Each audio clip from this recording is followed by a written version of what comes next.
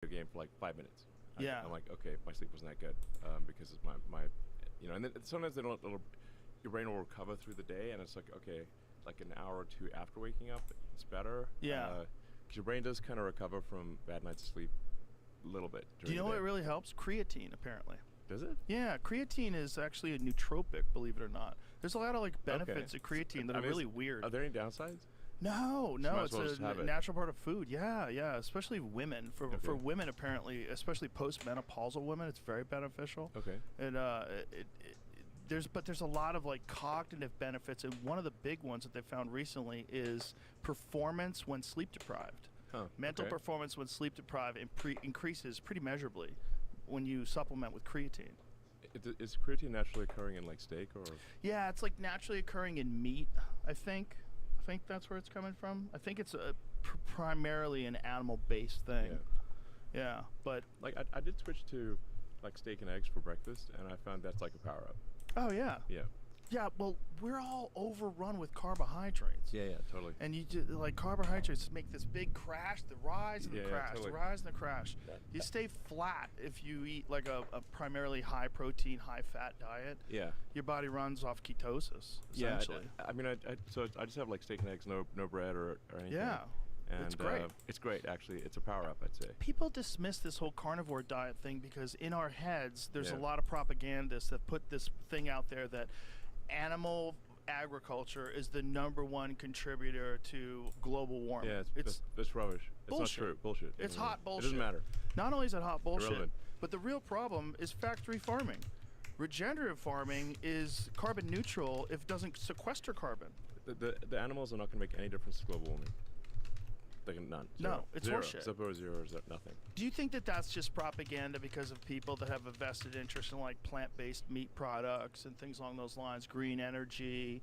I think it's part of it. You're generally going to get people pushing to avoid meat. Like some people just, maybe they've got a financial interest. Maybe they're just like vegetarians or vegans or whatever. Ideological reasons. But it's not going to make any difference to global warming or the CO2 concentration in the atmosphere really if people eat pure steaks. It doesn't matter. It's irrelevant. I want to just be super clear about that. Yeah. Will not matter. You will not even be able to measure it. Okay, that's how irrelevant it is. Isn't it funny that that's unmeasurable? That's irrelevant. A heretic speaking. Like that's crazy talk now. Nowadays, it's like you have to say that we have to eat less meat. No, that meat is bad. We totally eat as much meat as you want. It's not going to make a difference. Sing it. Tell the world. Yeah, absolutely. And if somebody says it does make a difference, I'm like, how will you measure it? And if you can't even measure it, then it's bullshit. Yeah. Yeah, literally I won't be able to measure it. Well, there's so much bullshit out there. First of all, it's bullshit in all directions. Thank you so much for buying Twitter. Thank welcome. You so much. You're welcome. I'm not exaggerating when I think you changed the course of history. I really do. I really think you made a fork in the road. We were headed down a path of censorship and of control of narratives that is unprecedented. Forget about what they were able to do back when they had newspapers and the media under control. What they were doing with social media by suppressing information, and when you had a combined government effort, like what they were doing with the laptop story. Well, you have 51 former intelligence agents saying that this is Russian disinformation. Take it offline, and Twitter complied. If you didn't buy that, we wouldn't have known that. We had no idea. Exactly. I mean, the reason I bought it was because I'm pretty attuned since I was like the most interacted with user on Twitter before the acquisition. So before the acquisition, I had more interactions than then. Like there's some accounts like Obama and whatever had higher follow accounts, but I had the most number of interactions of any account in the system. So I was very attuned to like if they change the system, I can tell immediately. Like and I'm like something weird is going on here, So there's like I just got increasingly uneasy, and obviously when they deplatformed a sitting president, not they deplatformed Trump, that was just insane, and the things he was posting, like he was posting things that like he was posting good things. He was saying like, hey, do not riot, don't do any destruction of property, please stay calm. Like that's the kind of stuff he was posting. Yeah. And you're like, What's wrong with that? And then some people say like, oh, that's like some sort of dog whistle. He means the opposite. I'm like, okay, so we'll give you Trump's account. Now you post what you think he should post, because he can post nothing. He can ask people to calm down. Like what?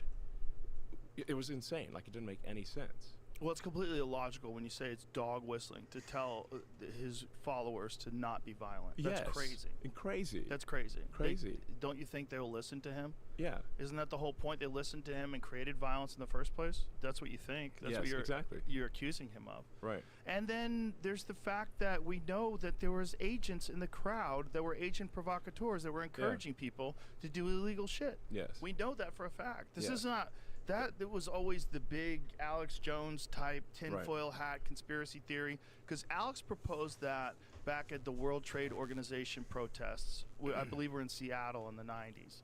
And they sent in agent provocateurs, started smashing things, lighting things on Yep. fire. Now all of a sudden a peaceful protest is no longer peaceful. Right. They move in the cops, they shut everything down. They had it set up where it was a no protest zone, where you couldn't even have a pin that Yeah. had the WTO with a red line through it. They wouldn't let you go in through to go to work.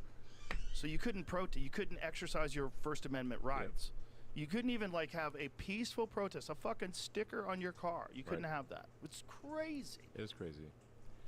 So no, I think we're very much at a fork in the road in Destiny, you know, I mean the reason I did the Twitter acquisition was like, it's like, man, if I don't do this, I think we're screwed. Is the issue. Well, if you If didn't it- do it, no one else was going to do it because it Yeah. wasn't a financial winner. It It was kind of a crazy move. It's a crazy move. I mean, the thing was way overpriced, you know, like long term, I think we can ultimately make it a win for investors. But boy, this is a hard way to make a living. Well, there's type of also a thing. concerted effort to suppress it. There's a concerted effort Well, yeah. with the advertisers. Well, I still have a massive advertiser boycott that was organized by a bunch of left-wing NGOs. Like, you know, and the first one. And I should have brought my. I have a hat, "Make Orwell Fiction Again." I've seen that ad. Yeah, I should have brought. I was gonna wear my. I should have brought my "Make Orwell Fiction" hat again. But yeah, I mean, it's just totally nuts. So. If you didn't do it, no one would have. And here's the hilarious narrative that I keep hearing from idiots. Elon's a bad businessman. Twitter is worth, 400% less than when he bought it. No, it wasn't worth that in the first place. It wasn't worth that in the first place. It wasn't worth $44 billion, you fucking morons. Yeah. Like, wrong. And also, you're not taking into account the advertiser boycott. Exactly. That's total bullshit. Yeah, exactly. So there are these organizations, like you can tell there's like they're like when they have an Orwellian name. So like the Center for Countering Digital Hate Right. is a total scam organization, you know, because they're like the Ministry of Truth type Yeah. of thing in Orwell. You know, they're a censorship organization. Yeah. And they organize and they pushed the advertisers to boycott. So we still have like some of the boycott is starting to lift, and I think if Trump wins, we'll see, you know, probably most of the boycott lift. But if Kamala wins, we'll see that boycott get stronger. And they'll friggin' shut down. There's no way that the sort of Kamala puppet regime would allow X to exist. You really think that they'll be able to shut it down, though? Is there a Yes. pathway to that? Yes. What would they do? Well, I mean, they can stick the DOJ on, you know, and say like, you know, they've had this whole thing about like hate speech, misinformation, whatever. Except that they're the ones pushing the misinformation, but that doesn't stop them from filing massive, you know, lawsuits and using the DOJ. I mean, like, the DOJ is, you know, been attacking SpaceX, for example, for not hiring asylum seekers, even though it is legal for SpaceX to hire anyone who is not a permanent resident of the U.S. So we're damned if we do and damned if we don't. There's just an example of what the DOJ can do. So it's illegal to hire someone who's not an American citizen. What SpaceX is considered an advanced weapons technology. So it's covered by international traffic and arms regulations because we make rocket technology that can be used against the United States. So like if North Korea or Iran got SpaceX rocket technology, they could use that to launch nukes at America. Right. That would be bad. Yeah. That'd be really bad. That'd be really bad. So we're since we are in like the most extreme category of weapons technology at SpaceX, under U.S. ITAR law, it is illegal for us to hire anyone who's not a permanent resident, because the presumption is that if they're not a permanent resident, they're going to return to their home country and take the rocket technology with them. So that's, so it's illegal for us to hire anyone who's not either has not a permanent. They can have a green card or be a citizen. These are just what you hope for as a spectator. A warm welcome. I'm Derek Ray, and my commentary partner here on the gas street is the former That's also, you're also breaking the law. So the DOJ, DOJ can only do a small number of big lawsuits every year. Launched a giant lawsuit against SpaceX, saying that SpaceX discriminated against asylum seekers, and we're like, but it's illegal for us to hire anyone who's not a permanent resident. So we're in this, like, this is what I mean. It's like the Orwell situation is getting insane. Like, you're damned if you do, and you're damned if you don't. So you're damned. Can you imagine history looking back Fucked up, man. at when you watch the robot arms catch the rocket and you realize, like, this is like one of the greatest accomplishments in the history of aerospace. Like, it is one of the most wildest accomplishments. Yeah. When you watch that thing come and you see all those people cheering and it catches it perfectly, like, holy shit. Imagine how history is going to look back at the DOJ going after that company. Yeah. How insane it is. Big lawsuit with an army of lawyers. Like, this was not like some minor thing. But it doesn't even make any sense. Doesn't make any logically. sense. Like, how can it even get brought to court if it's illegal? That's exactly.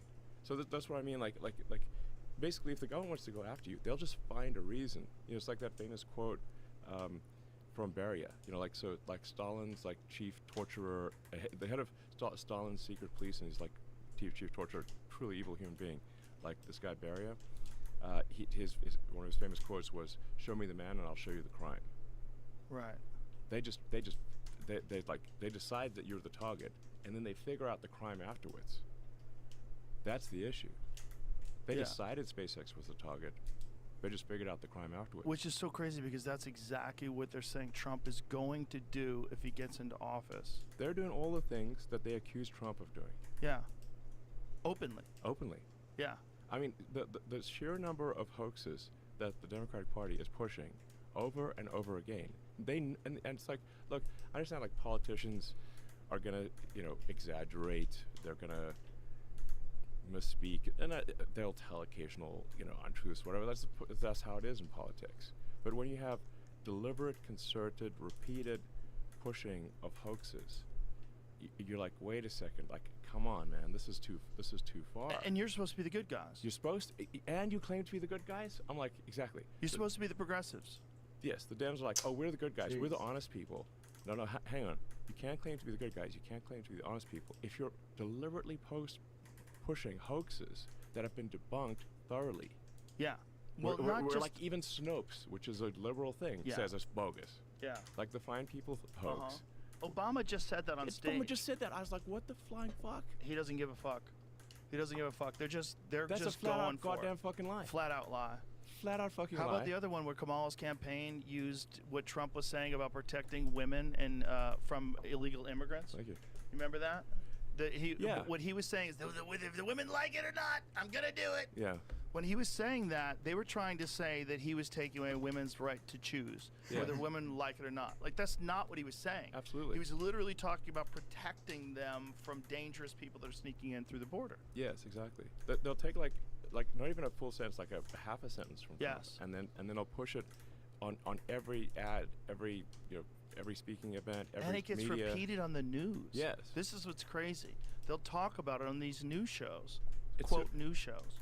Yeah, exactly. I mean, a recent one that came up, which had a lot of people, because a lot of people reached out to me, was like, they're like, oh, Trump says he wants to execute Liz Cheney. I'm like, that is utter bullshit. It's not what he said at all. It's not what he said at all.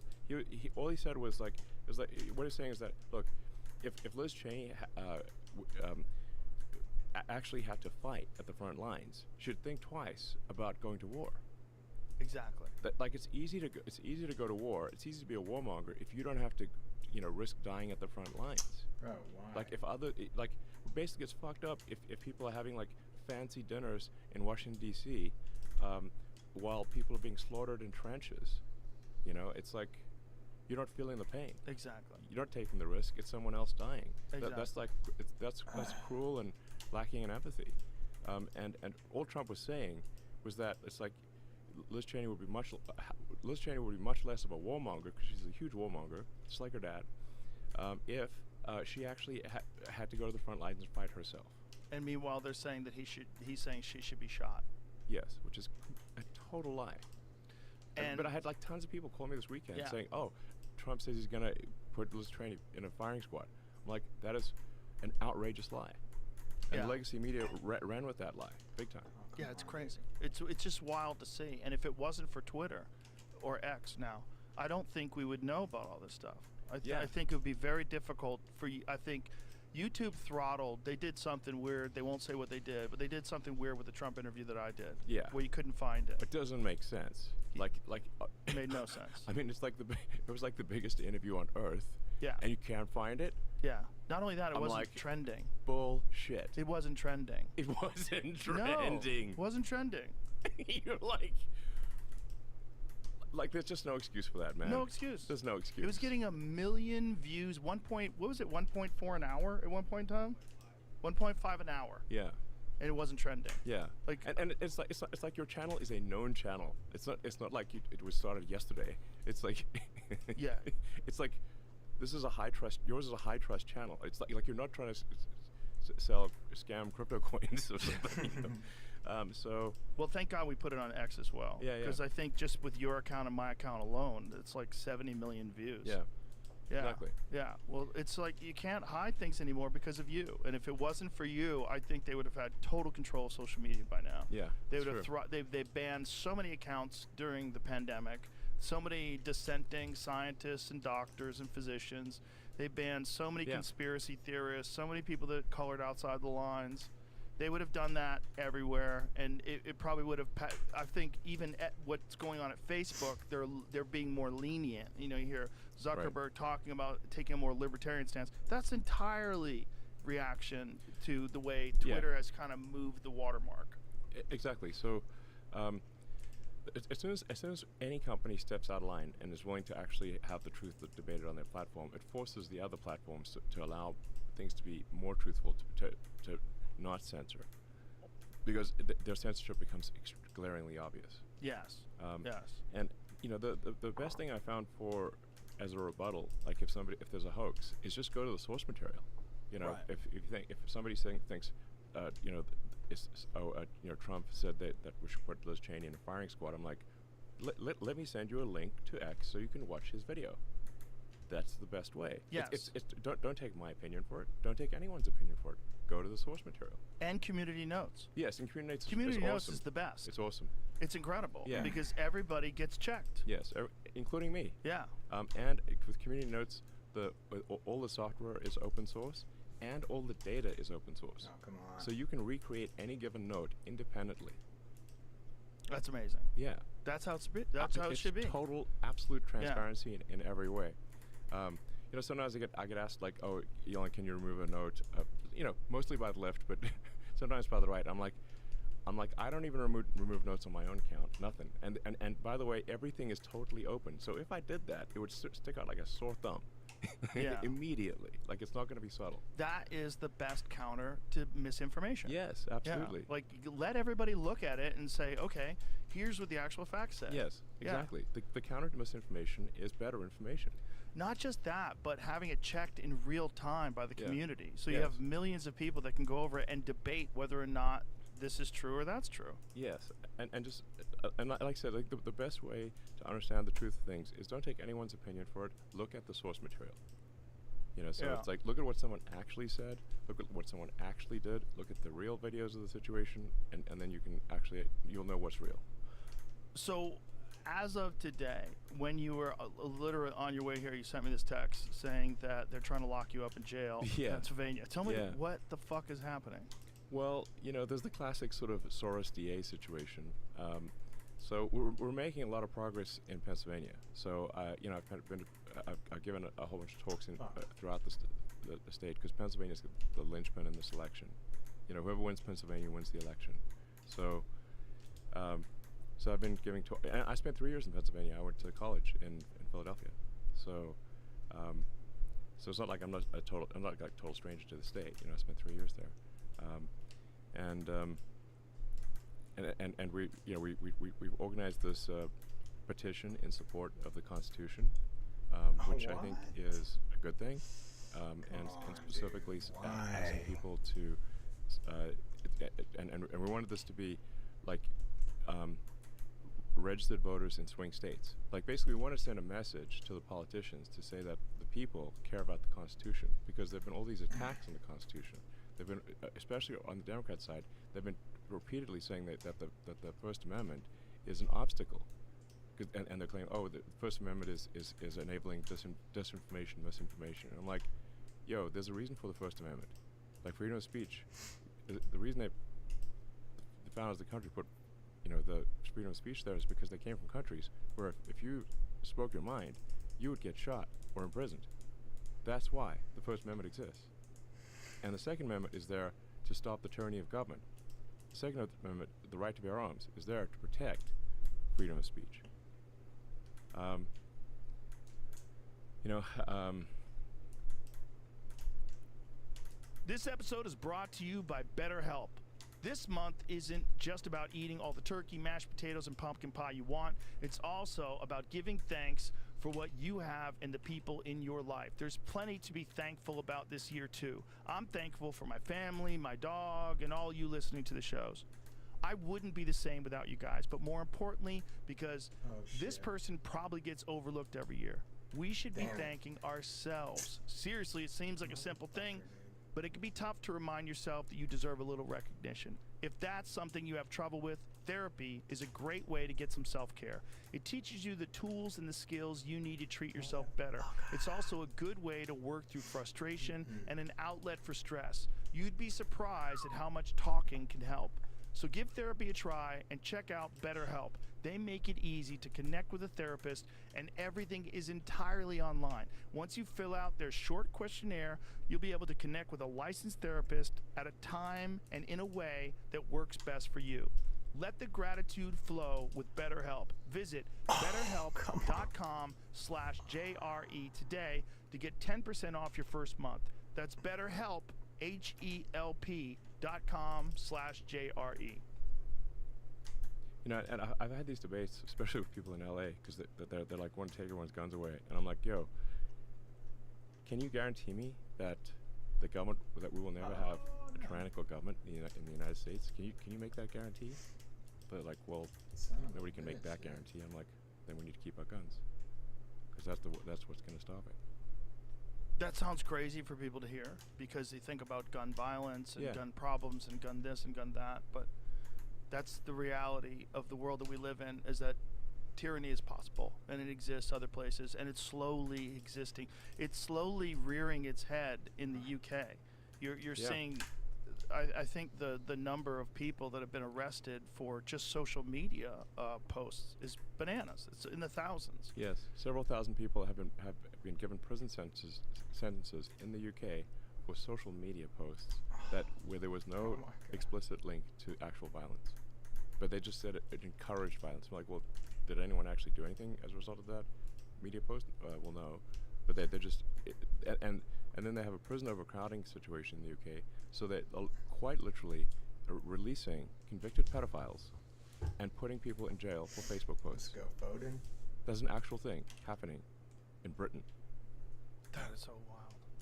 Like, you're like, it's so wild that people can't see it. What the fuck, you know, is going on? And what's insane to me Make is Orwell fiction again. Yeah. You know? But it's all being encouraged by the left. Ketanji Brown Absolutely. Jackson, John Kerry, Hillary Clinton. John Kerry was one of the people who said that he's on camera like a few weeks ago, saying that the First Amendment is an obstacle to fighting misinformation. Yeah, that's crazy. That's such a crazy thing to say when you have a solution in community notes. Yes, you have a solution exactly. in something like that could clear everything up, any confusion Yes. within a day or two.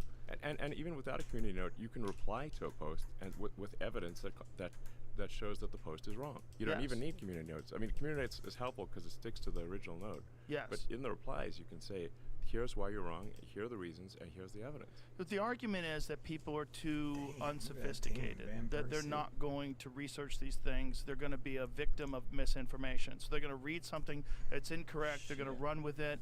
People are going to die. We're going to ruin the world because people believed in misinformation. It's a stupid argument. It's a stupid argument. Because it's an argument that they're too dumb to know what's right or wrong. Well, Yes. if you know, because you're saying it's misinformation, why do you think Yeah. that you're smarter than everybody who reads that? Exactly. And obviously anyone on the X system knows that things are posted and then there are replies and there are rebuttals and it's immediately corrected. But where are the corrections for the legacy media? Right. You know, if you know, some broadcast media, they say false things all the time. But it's a one-way street. There's no rebuttal. There's Right. no counter. Right. You Right. know, There's, the- who's apologized for being incorrect about what? Did Rachel Maddow ever apologize for telling everybody that if you get the COVID vaccine, you're never going to get COVID? It won't. The virus Right. stops with you. No, never. Never. Yeah. No one ever. It's just. It was not true at the time. There was no evidence to support it at the time. It's pure propaganda. And she said it. The RussiaGate hoax. For Exactly. 3 fucking years, they Yes. said that he was Putin's toy. Yes. And that Putin had him compromised. The Yes. Steele dossier. Steele dossier was completely fabricated Yeah. by a lawyer at Perkins Coie, who was paid by the Clinton campaign. Literally. Crazy. And still people think the Russia hoax is real. And there's no repercussions. Yes. There's no one had to apologize. Hillary Clinton never came out and apologized for that, and people Yeah. still listen to her. The whole thing's Yeah. crazy. And it's all coming from the left, which growing up as a person who was in the left my whole life, it doesn't Yeah, make any same. fucking sense. Same. I mean, I was on the left until like 3 years ago.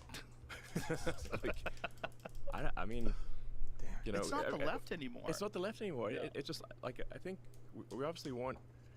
I mean, I believe like we want freedom. Like we want to maximize personal liberty. I think we want to be kind to people. You know, we want to have empathy. Come on, bitch. And but it's very important to have personal freedom and a merit-based society. Oh my And the left is wants to oppress your freedoms, especially freedom of speech, and they want to Come on, dude. they want to have a non-merit-based society, you know, with race-based and sex-based preferences. And it's like, well, wait a second. No, we just want people to succeed based on their skills and their hard work. And if they don't want people to express themselves about particular issues, then they're not doing the will of the people. And if they're trying to suppress Yes. people's ability to communicate, they're only doing that because they want to do things that people don't want them to do. Yes. And they want to silence opposition. That's all it is.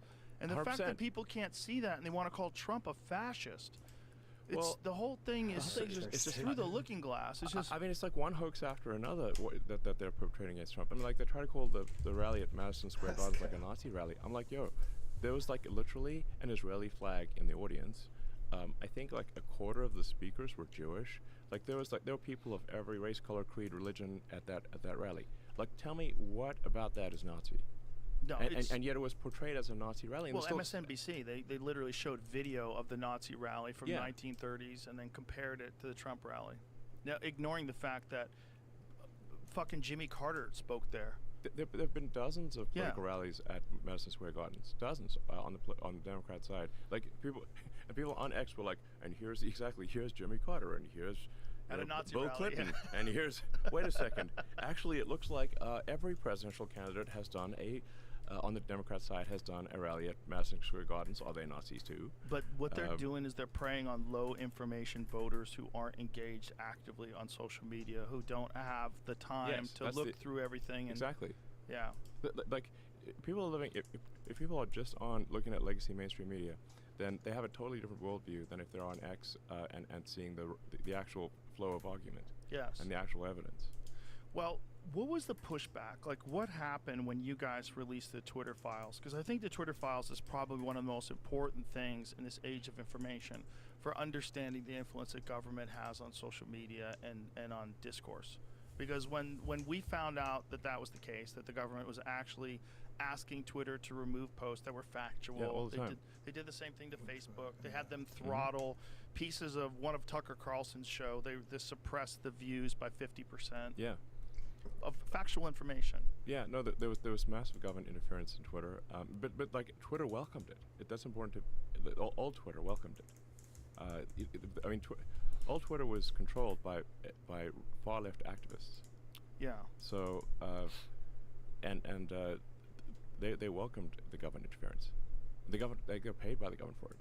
That's crazy. They yes. got paid for their time, correct? Yeah, they got Is that paid how it millions of works? dollars for suppressing information. So it's like And- build and, time. a bunch of it was like flat out illegal. Like the FBI had this like this sort of magic portal into the Twitter system, but all of the communication in that sort of in this portal was auto deleted after 2 weeks, which breaks federal FOIA laws.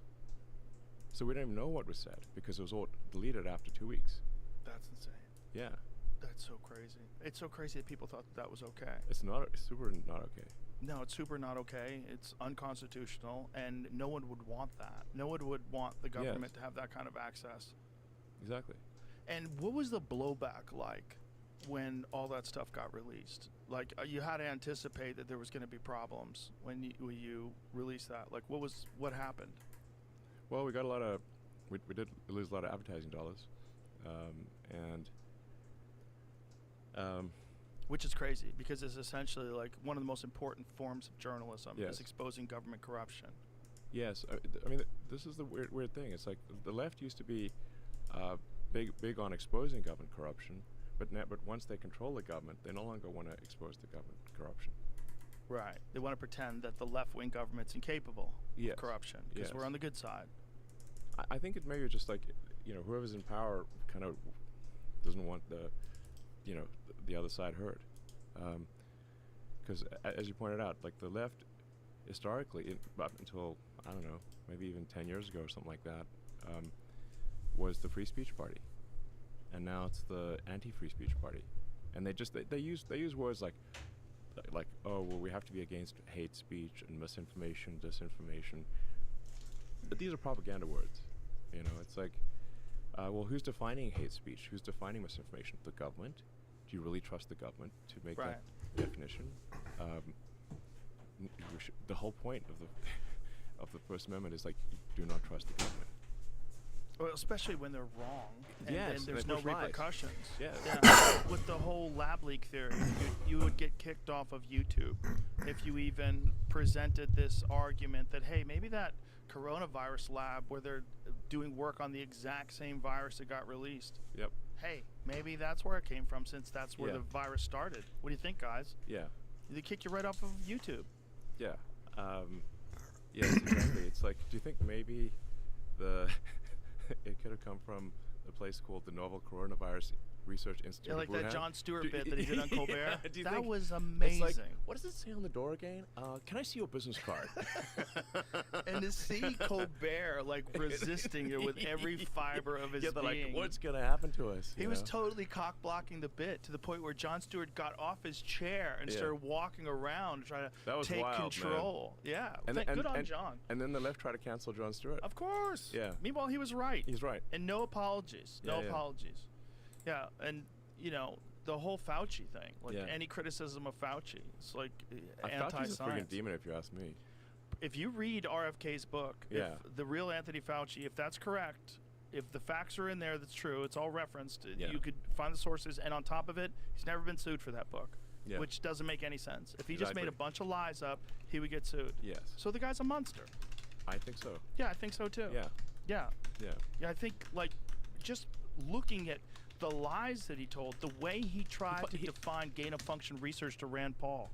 But I think maybe a lot of people out there don't realize Fauci funded the bioweapons research that was going on in Wuhan, and he bank shot it off.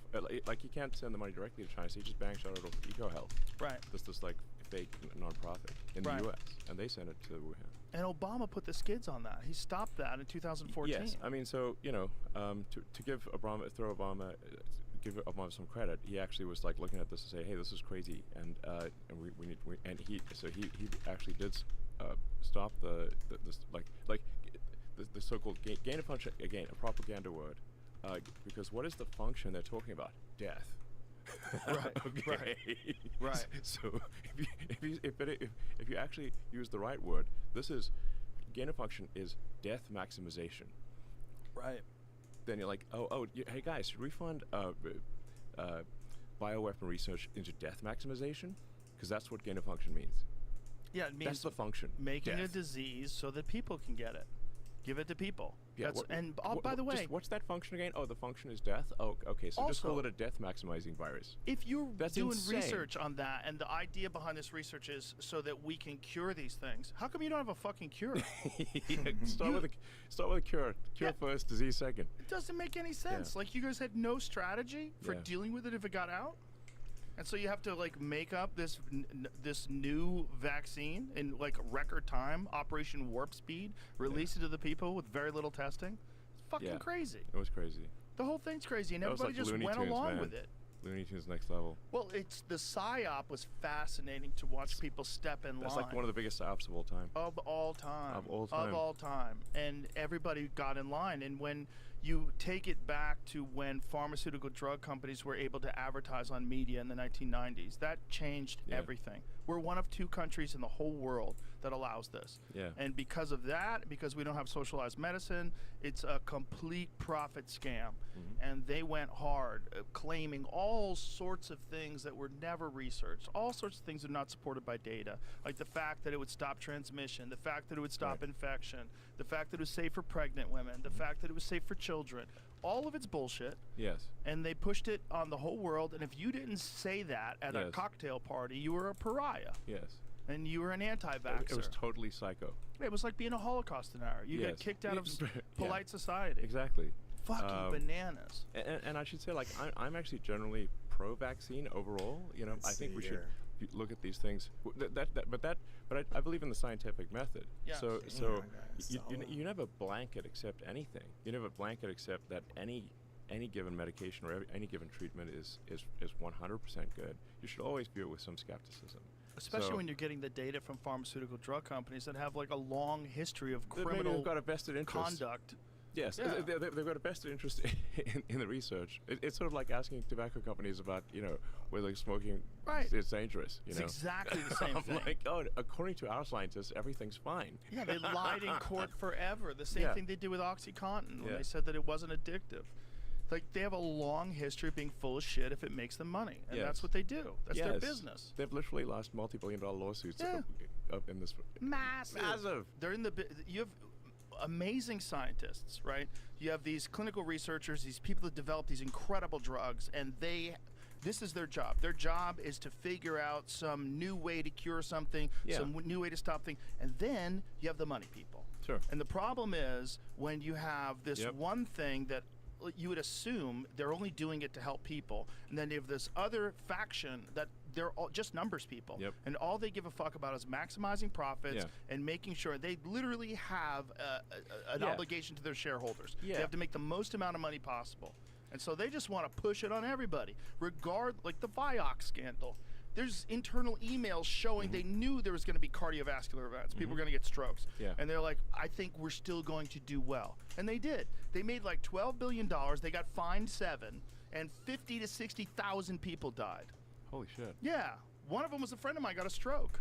And died. No, he didn't die. Okay. He lived, but he was a really healthy guy. But He he was an was athlete. like not the same afterwards. Yeah, he had knee problems, and he took Vioxx, and all of a sudden he was slurring his words, and he couldn't concentrate, and people were like, Holy I shit. think you're having a fucking stroke, and they took him to the hospital, and then you have this giant class action lawsuit, and then Vioxx gets pulled from the market, and they get sued, and the whole thing's fucking crazy, but there's a long history of this. I think, what is the number? Like 1/3 of the drugs that the FDA approves gets pulled?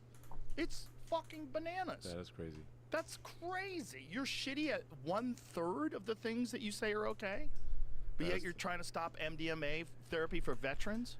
Yeah, they should let MDMA through. Honestly, I think that would actually help a lot of people. It would help a lot of people. It would help a lot of people. There's a lot of different therapies, specifically psilocybin, ibogaine.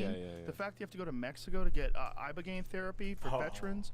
So many guys I've talked to have gone over there, and it's like Yeah. completely giving them a clean slate, Yeah, yeah. refresh their mind, and totally new perspective on life, alleviated depression, cured addictions. Yeah. Illegal. Yeah. Illegal. OxyContin, go get it.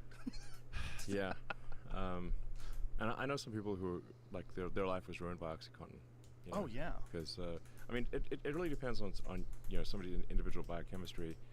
Like to me, opioids are not addictive to me. Like I've had them when I've had operations or something, and they barely affect my pain level, and they make me like itchy and uncomfortable. They make me stupid. Exactly. But I'm like, so like.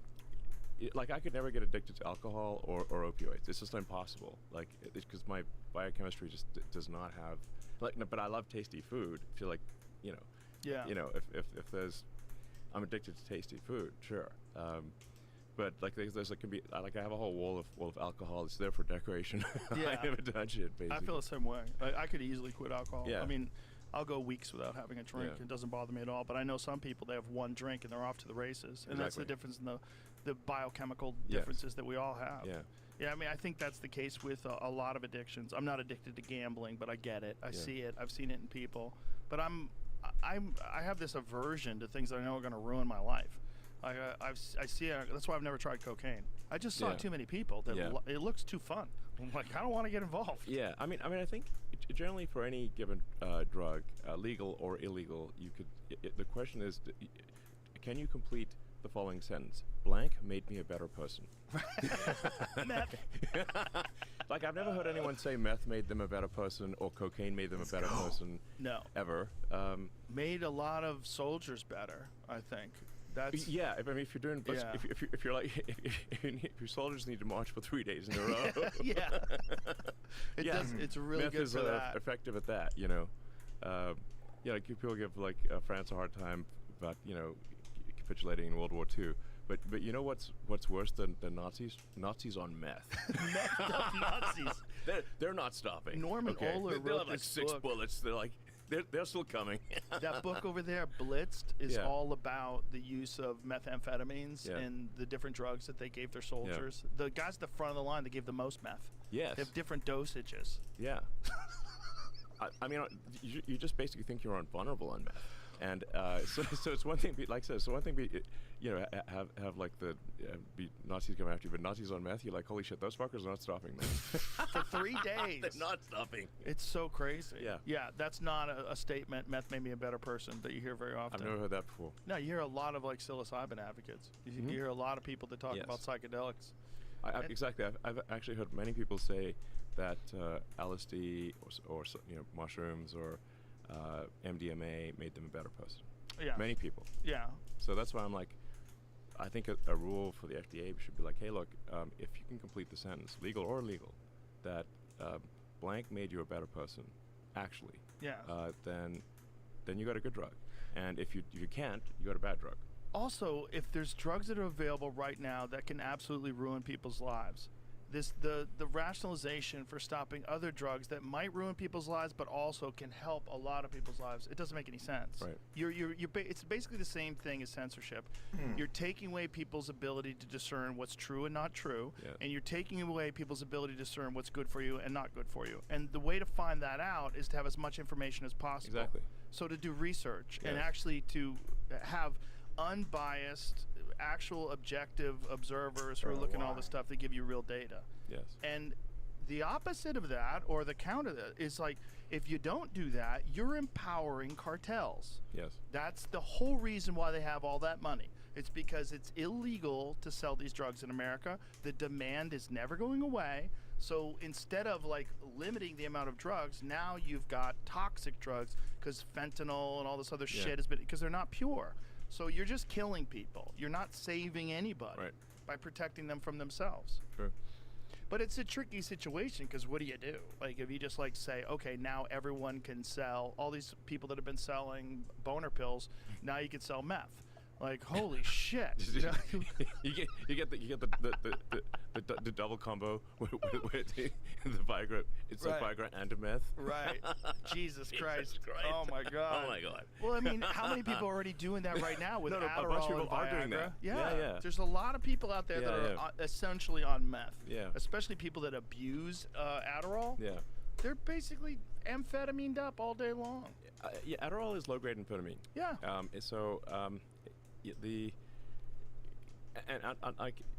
I have actually seen people like become much worse people if they take too much Adderall, like much worse. You know, it's like an anger amplifier. So they're Yes. Oh my gosh. Now I'm not saying like Adderall is something like where there are pluses and minuses. It's not a clear cut issue. Right. It does help some people a great deal. And but in higher doses, man, that stuff, I've seen people turn into just raging monsters on high doses of Adderall. Just they're just angry, like extremely angry, all the time. Yeah, they're methed up. Yeah. That's what happens if you take meth. It's crazy. You turn it, like, meth turns you into a friggin' rage demon. And so and I'm so like, many prescriptions. And I'm like, Jesus. We Googled it, like, You know? 1 year there was like 39 million prescriptions for Adderall in this country.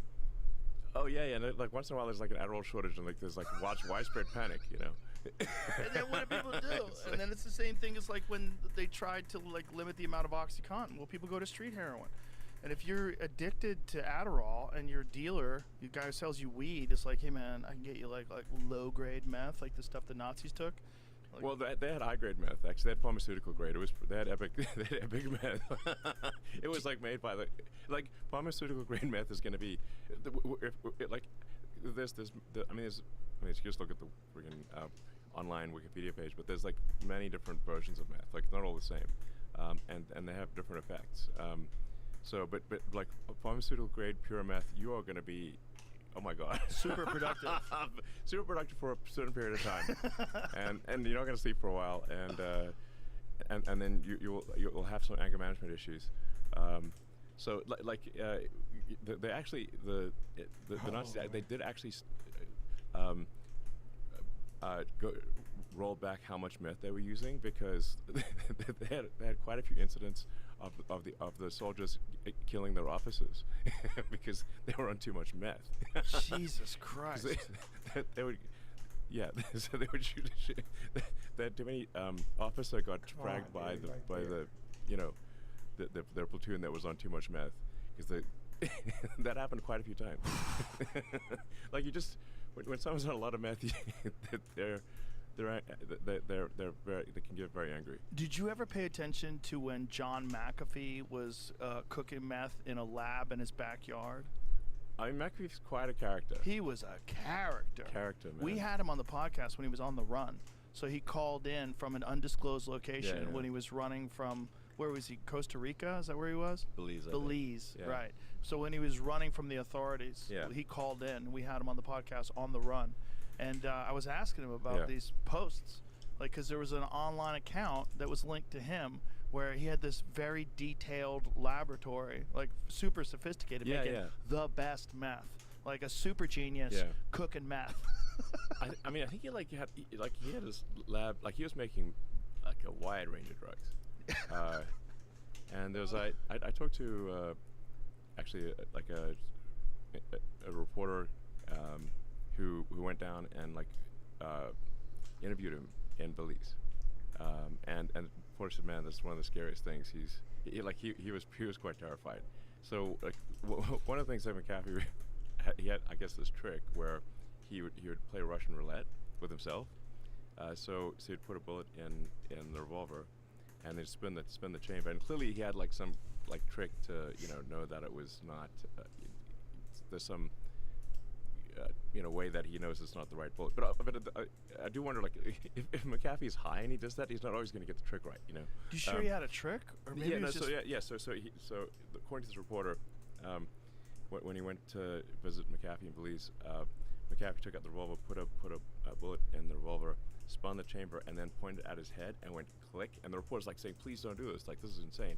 Click, click, click, and then pointed the gun at the ground, and next went click, bang, and shot a bullet in the ground. Jesus.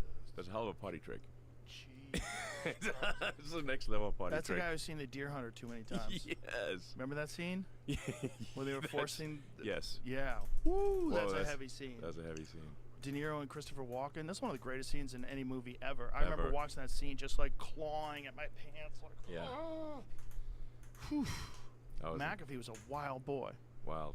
And created brilliant antivirus software. Yeah. Yeah. He may have made some of the viruses too. You think so? Well, possible. didn't he like give laptops to a bunch of government organizations with viruses on them? So that he could pay attention to what they were doing. Yeah. I wouldn't be surprised if somebody whacked that guy. I don't know what happened to him, but he would be a guy that would be like, this guy is a little bit too loose. And probably had sensitive information. I don't know. For sure he did. I mean, I found him to be an interesting guy. I mean, like I'm generally feel like if somebody's not harming someone else, they should be okay. Now, there is some suggestion that McAfee killed his neighbor in Belize. Yeah. So Probably I mean, did. Maybe the neighbor was a douchebag. I think he probably did. Seems like he probably did. Seems like the neighbor So killed his then- dog, Yes. right? And then it seems like he killed the neighbor, Yeah. allegedly. Yeah. I mean, It seems likely. it's not a zero possibility. It's not definitely not zero. It's He's seems messed more up. likely than not. He's a messed up wild man playing Russian roulette. Hey, Yeah, maybe you don't- kill your fucking neighbor. Yes. I mean, if somebody killed your dog, you'd be really inclined to kill them too. Yeah. Somebody killed your squirrel. Yeah. you'd be John really John inclined. Wick. Yeah, the fucking squirrel thing is bananas. Yeah. That squirrel It's thing in the New squirrel York? thing.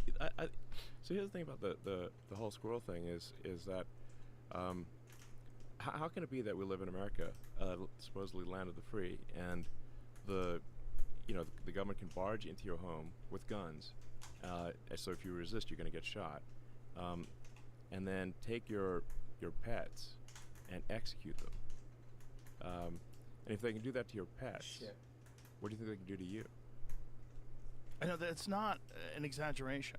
Absolutely. It sounds So- like you're oh, that's so crazy. How can you make that connection? But that's No, it's why a- would you it's kill a- that cute little squirrel that was obviously a pet and trained from the time it was a baby? Yes. If you see the interaction that guy has with that squirrel, it was wonderful. It was really cute. Yes, absolutely. It was just obviously it was a beloved pet squirrel, and a raccoon too, and doing no harm, and the government comes in, barges into the guy's house, takes his pets and kills them, and I think this should really get people out there mobilized, frankly, because when you think you see that the John Wick movie, where John Wick's he just wants peace, in the John Wick movie. He just wants to, he's like, listen, I want to retire, and they offer him tons of money because they want him to be an assassin, to keep being an assassin. They offer him tons of money. They threaten him. He's like, listen, I'm not gonna be, I'm out, and they kill his dog. That was a bad idea. That was a They really killed that cute little puppy, and the puppy was his ex-wife's gift to him when she died of cancer. yeah, Great movie. great movie. The best revenge movie of all Yeah. time. Because it's so ridiculous. He kills everybody. Yeah, kills everyone. And you're rooting for him. Yeah, they shouldn't have killed his dog. Yeah, they fucked up. And they shouldn't have killed that squirrel. They should have killed that squirrel. I mean, it's like how many cases have we not heard about? This episode is brought to you by BetterHelp. This month isn't just about eating all the turkey, mashed potatoes, and pumpkin pie you want. It's also about giving its ovals unique is entirely online. Want to get 10? No. Oh, look at that little guy. Canyon. you know. Yes. There was nothing wrong with that. And in Texas, it's totally legal. You could have a fucking zebra out here. You could have whatever you want. And that's the argument for freedom. And, the flip side is Yes. you get a bunch of people with tigers in their backyard, which is not great. but it's like this was a fucking squirrel. It's not. Right. It's not an anaconda or a Right. or crocodile or something that's Or a gonna harm. chimpanzee. Did you see Chimp Crazy? Oh man, chimps will eat your face. Okay? They will fuck you up. They will fuck And you they don't up. even, the thing is, they don't even kill you. They just cripple you. Chimps don't even kill people. Yeah. Which is really weird. They just bite your hands off and bite your dick off and tear your face apart. Yes. They want to leave you. They could kill you easily. If a chimp Yeah. wanted to just punch you in the head until you're dead, it wouldn't take long. But they don't kill you. They just rip you apart. Yeah. And you can have a chimp. And Yeah, well, but- you used to be able to have a chimp in a lot of states, and then Chimp Crazy kind of exposed a lot of that. And PETA did a great job of stopping people from keeping chimps as pets. Because once they hit like 5, Yeah. you can't control them anymore. Well, it's obviously totally understandable if somebody's got, a creature that is dangerous to others. But Right. obviously a squirrel and a raccoon are not. Well, And- squirrels are fucking everywhere. That's what's so crazy. yeah, like, why why not can't you just- have it in the house? What kind of rules are we dealing with? You have rats everywhere. Yeah. I mean, they're allowing criminals to go free and violent criminals to go free, but they're spending your tax dollars to come in and execute your fucking pets. What the hell's going on? Exactly. And it's like, but it's overreach. it's And it's it's it's, just- it's government overreach, and this just keeps getting worse every year, and that's why we've got to fight back against this. And you know, it's people say like, well, it's just a squirrel. Well, it was, you know, in John Wick's case, it was just a dog. Right. Yeah. You know. But Well, remember the Russian guy said, "It's a fucking dog. It's just a fucking Yeah. dog." just a fucking Yeah. squirrel. Yeah. Well, it's the funniest thing is when So I just don't understand how anybody could justify it. I don't understand how anybody it seems to me that in a logical world, all that guy would have to do is say, "Why don't you see me with this squirrel? This squirrel's a pet. yeah. Like, look, he hops on me, he eats, he sleeps. I can keep a gerbil, but I can't keep a squirrel. I can have a guinea pig. I can't have a squirrel. I can have a chinchilla. My daughter has a chinchilla. It's adorable, adorable little thing. Climbs all Right. over. Can't Well, have a squirrel.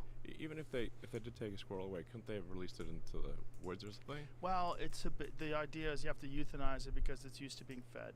It doesn't know how to forage. It won't be able to like find a home. Would have a Squirrels are chance. brutal. Squirrels are absolutely brutal to each other. They throw each other out of trees, which is one of the reasons why squirrels like can fall from like 30 feet and just kind of bounce off the ground and live. It's like it's a natural adaptation because squirrels during mating they bite each other. There used to be like a rumor. There was a myth that squirrels bite each other's nuts off, and Okay. that seems to be a myth, but it came out of the fact that squirrels are so ruthless during mating. So like one female is just running away. Like I have squirrels in my backyard. I watch it all the time. One female apparently goes into estrus, and all the male squirrels fight to get to her. So they're running up trees and chasing each other around trees, literally throwing each other off trees to try to like. So if this poor Sure. little Peanut, the squirrel, who's used to living with a guy in an apartment, like gets out there in the wild world Well, of fair enough, squirrels, but at least they have a chance. yeah, at least he has a chance. At least But they have a chance. how about just leave him with the guy? Yeah, leave him with the guy for sure. What the fuck is wrong with you? Why are you killing that squirrel? It doesn't make any sense. Yeah, and then to add insult to injury, there were a bunch of people on the left who were like actually posting that they're glad that MAGA squirrel got killed, which is fucking Mega squirrel. yeah, Like the fucking squirrel has an ideology. It's a It's cute just little fucking- yeah. fluffy squirrel. exactly. Well, it's So, a like, I nice just- symbol because most like reasonable, compassionate people think that's terrible, and most people who have Yeah, pets exactly. think it's terrible. Terrible.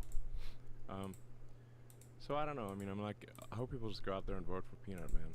If nothing else, if nothing else, just fucking vote for Peanut. You know. They've done such a job of painting Trump as a monster. You know, they've taken the worst things that he's ever said and he's not a perfect person, but guess what?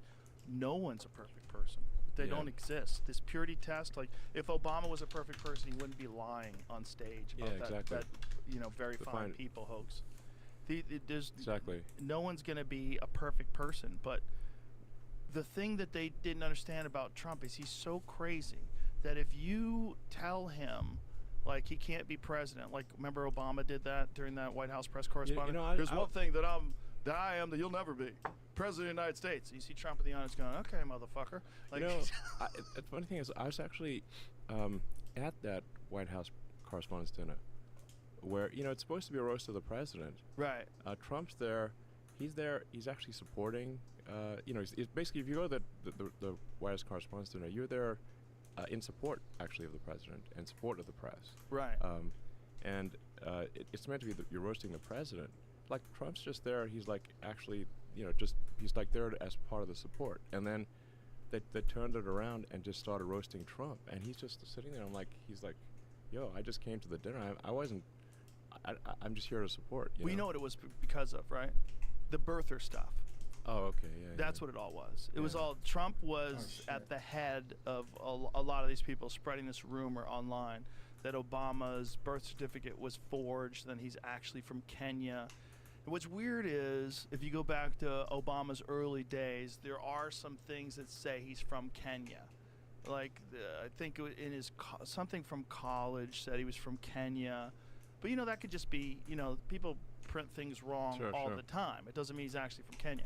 But Trump was one of those guys that was like spreading that supposedly false rumor. Was he pushing it hard? I mean, Yeah. this is the kind of thing where I want to just go and look at saying what did he actually say? No, he definitely was. Okay. He was definitely saying, look, I don't think he has the time to go Yeah. into things like very deeply. Yeah. And so I think he could probably be influenced by a bunch of people, like these Marjorie Taylor Greene type people who come to him with some wild ass theory. Sure. He might be, and I think there's a lot of that stuff that gets fed to people on Penalty. purpose so that they'll say incorrect things so that they're easy to dismiss. Sure. And I think there's also a lot of people that just make shit up, and they tell you the Earth is flat, and then a bunch of people watch a YouTube video and they believe it. Yeah, well, but on that White House Correspondents' Dinner, I was there, and the degree to which they attacked Trump in that at that White House Correspondents' Dinner was really it was so over the top. It was like making everyone uncomfortable. Really? It was really over the top. I mean, I think like sort of a passing joke of like,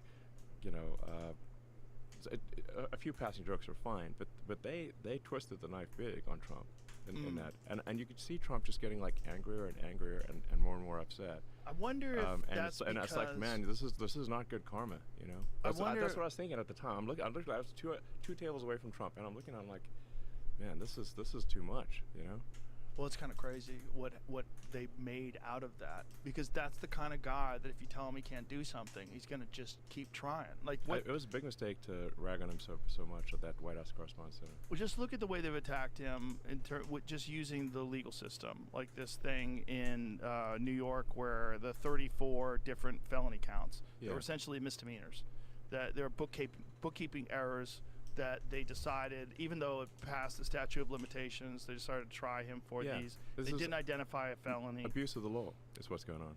But most people would have quit. Yeah. Most people, after the E. Jean Carroll lawsuit and this lawsuit and all the other ones, the insurrection thing, the Georgia thing, all these different things, they getting kicked off of Twitter. Most people would have just like, this is too much. I can't take this. But he's so fucking crazy. He's like, all right, come on, we're going to war, and he Yeah. just digs his fucking heels in and keeps going. Yeah. It's the wrong guy to do that to. It is Just the wrong like guy to do that to. attacking him at the White House Correspondents' Dinner, most people would have been humiliated. He got angry. And he's like, yeah, all right. You say I can't be president? I've been thinking about running for about 15 fucking years. Right. Finally, I'm going to run. Yeah. Yeah. That was a real bad move. But yeah, I mean, I could certainly understand like making some jokes about like a few sort of passing jokes on Trump. But man, I was there at that dinner and that they ragged on Trump so much it was insane. The reason was- why I would push back on that, because I would say there's a bunch of different speakers, right? And Trump would obviously be a target. And if they all attacked him, it's because he's like, if you're going to make fun of people in the audience, and especially in the zeitgeist, that whole birther thing was big. Yeah. And most people were dismissing it as being a ridiculous conspiracy theory. So who the fuck is this guy saying Yeah, this? And so sure. you have 8 to 10 individual speakers that are writing monologues. Of course, they're all going to hit Trump. Yeah, well, anyway, obviously it was a mistake.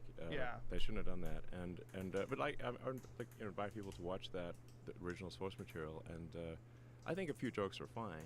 It's like, but it's like he shouldn't be it felt like he was the primary object of the roast, Yeah. which is that's not the whole point of the thing. Is it's a roast of the president, not a roast of the audience. The thing about it is like he's easy to roast. Yeah. And yeah. then on top of that, Obama was like loved and cherished by the left. Yes. And most of those people are on the left. There's only so far you can push.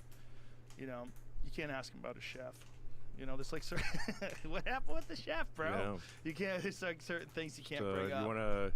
Yeah. What's your favorite sport? Paddleboarding? Yeah. Wasn't that guy a really good swimmer? Yeah. Tell me what happened. Yeah, exactly. You can't bring that up. Yeah. Like if you're gonna roast Hillary, you can't bring up the death count. Like Hillary, what's the best way to stay in touch? Email? Yeah, it's if you're doing one of those she things. destroyed the servers and poured like bleach on the servers, like computers. She poured bleach on them. That's what I thought. Yeah, that's what I believe. That's like it Wow. wasn't just like they took a hammer to it. They like destroyed like there was no possible way to actually get forensics on the thing. What was in there? I mean, Well, what? like that's what I mean. What was in there? What was in there? Why would they care so much? That's so crazy. Yeah. The whole thing And is there was no legal action against that, which is clear destruction of evidence. Well, it's also, there's this other narrative that always drives me crazy, is that he's going to destroy democracy. So in order to destroy democracy, we have to install a president without a primary. Right. We have to have a candidate that is the least liked vice president of all time, the least popular vice president of all time, and then use gaslighting and the full force of the media machine to turn her into the future. And hope, Right. and then she's gonna be changed, even though she's the sitting vice president. And then on top of that, this idea of change when the Democrats have been in control for what, 12 of 16 years, Right. which is crazy. Like, this is the change. Yeah, I mean, obviously, I view this election as a turning point, like a fork in the road of destiny that is incredibly important. You know, I've not been politically active until this election, and the reason I've been politically active this election is because I think if we don't elect Trump, I think we will lose. We will lose democracy in this country. We will lose the two-party system, and let me explain why. So, there's only like six or seven swing states. The margin of victory in those states is small, often like 10 or 20,000 votes. What the Democrat administration has been doing is importing vast numbers of illegals into swing states. You can look at the numbers on the actual government website, meaning you don't take my word for it. You'll just look at the numbers as reported by the government, which is controlled by the Democrats. And what we're seeing is triple-digit increases in the number of illegals in every swing state. Some cases 700% increases. These are gigantic numbers. So if you have a state that has a 10 or 20,000 vote margin, and you put 200,000 illegals into that state, you 10x you swamp the. It's not a swing state anymore. It's going to vote blue. And then once the swing states vote blue, there is no election anymore. There's only a Democrat primary. Which is so crazy. And it's so crazy that people are fine with that. Well, I guess people on the left will be fine with that because they think that's a good idea. Well, they just want to win. They just want to win. Correct. Like the thing is, one does not need actually any grand conspiracy theory for this. You just have to look at the simple matter of incentives. If the Democrat Party wants to win, like basically achieve permanent victory, all they need to do is turn the swing states. Turn the swing states blue. They have permanent victory.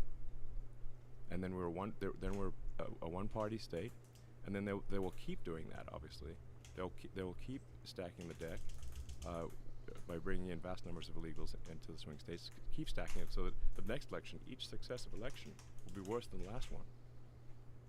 And that's what's happening. If you want to see, like, well, is this actually going to happen? Look at California. California is supermajority Dem, 70% Dem. A month ago, they passed a law making it illegal to show ID in any election in California. So a friend of mine went to vote in Palo Alto because he was like, "Is this for real?" He tried to show his ID, and they reacted like if you show a cross to a vampire. Okay, they're like, "No, we can't even look at that ID." It is illegal for them to even look at your ID if you want to present it in California. Why? For any election at all, even like city council. What logical reason other than to cheat would you ever have that law? The reason is to cheat. It's only like you can never make an argument any other way. And I think 84% of people polled believe that you should show ID to vote. So it's against the will of the people. Yes, and we are extremely rare. We're an outlier in not requiring ID. Basically, almost every country on earth requires ID to vote. So as soon as you ban ID for voting, it makes fraud impossible to prove. Because how do you trace the fraud? Right. Oh my. Yeah, it's insane. It's insane. It's insane. And what I'm saying is that how is it legal? What I'm saying is, like, this election is the last chance to preserve democracy in America. Mark my words. Everything they accuse Trump of, they are guilty of. And if Trump doesn't win, this will be the last real election in America. And we will, if the big government Kamala puppet machine wins, they will legalize the illegals in the swing states. There will be no swing states. Every election going forward will be a guaranteed Democrat win, and it'll actually be worse than California. the reason it'll be worse than California is because the one thing that keeps California from being super crazy is that you can move out of California, like you and I did. You and I used to be in California, but we moved to Texas. We're still in America. But if the Dems win this election, they will legalize enough illegals to turn the swing states, and everywhere will be like California. There will be no escape. Getting whooped here. That is so insane. This is the final. This is it. This is the last chance. Has anybody tried And to I push just want to back? go out and vote. Vote like your life depends on it. Vote like your future depends on it, because it does. This is the last chance, man.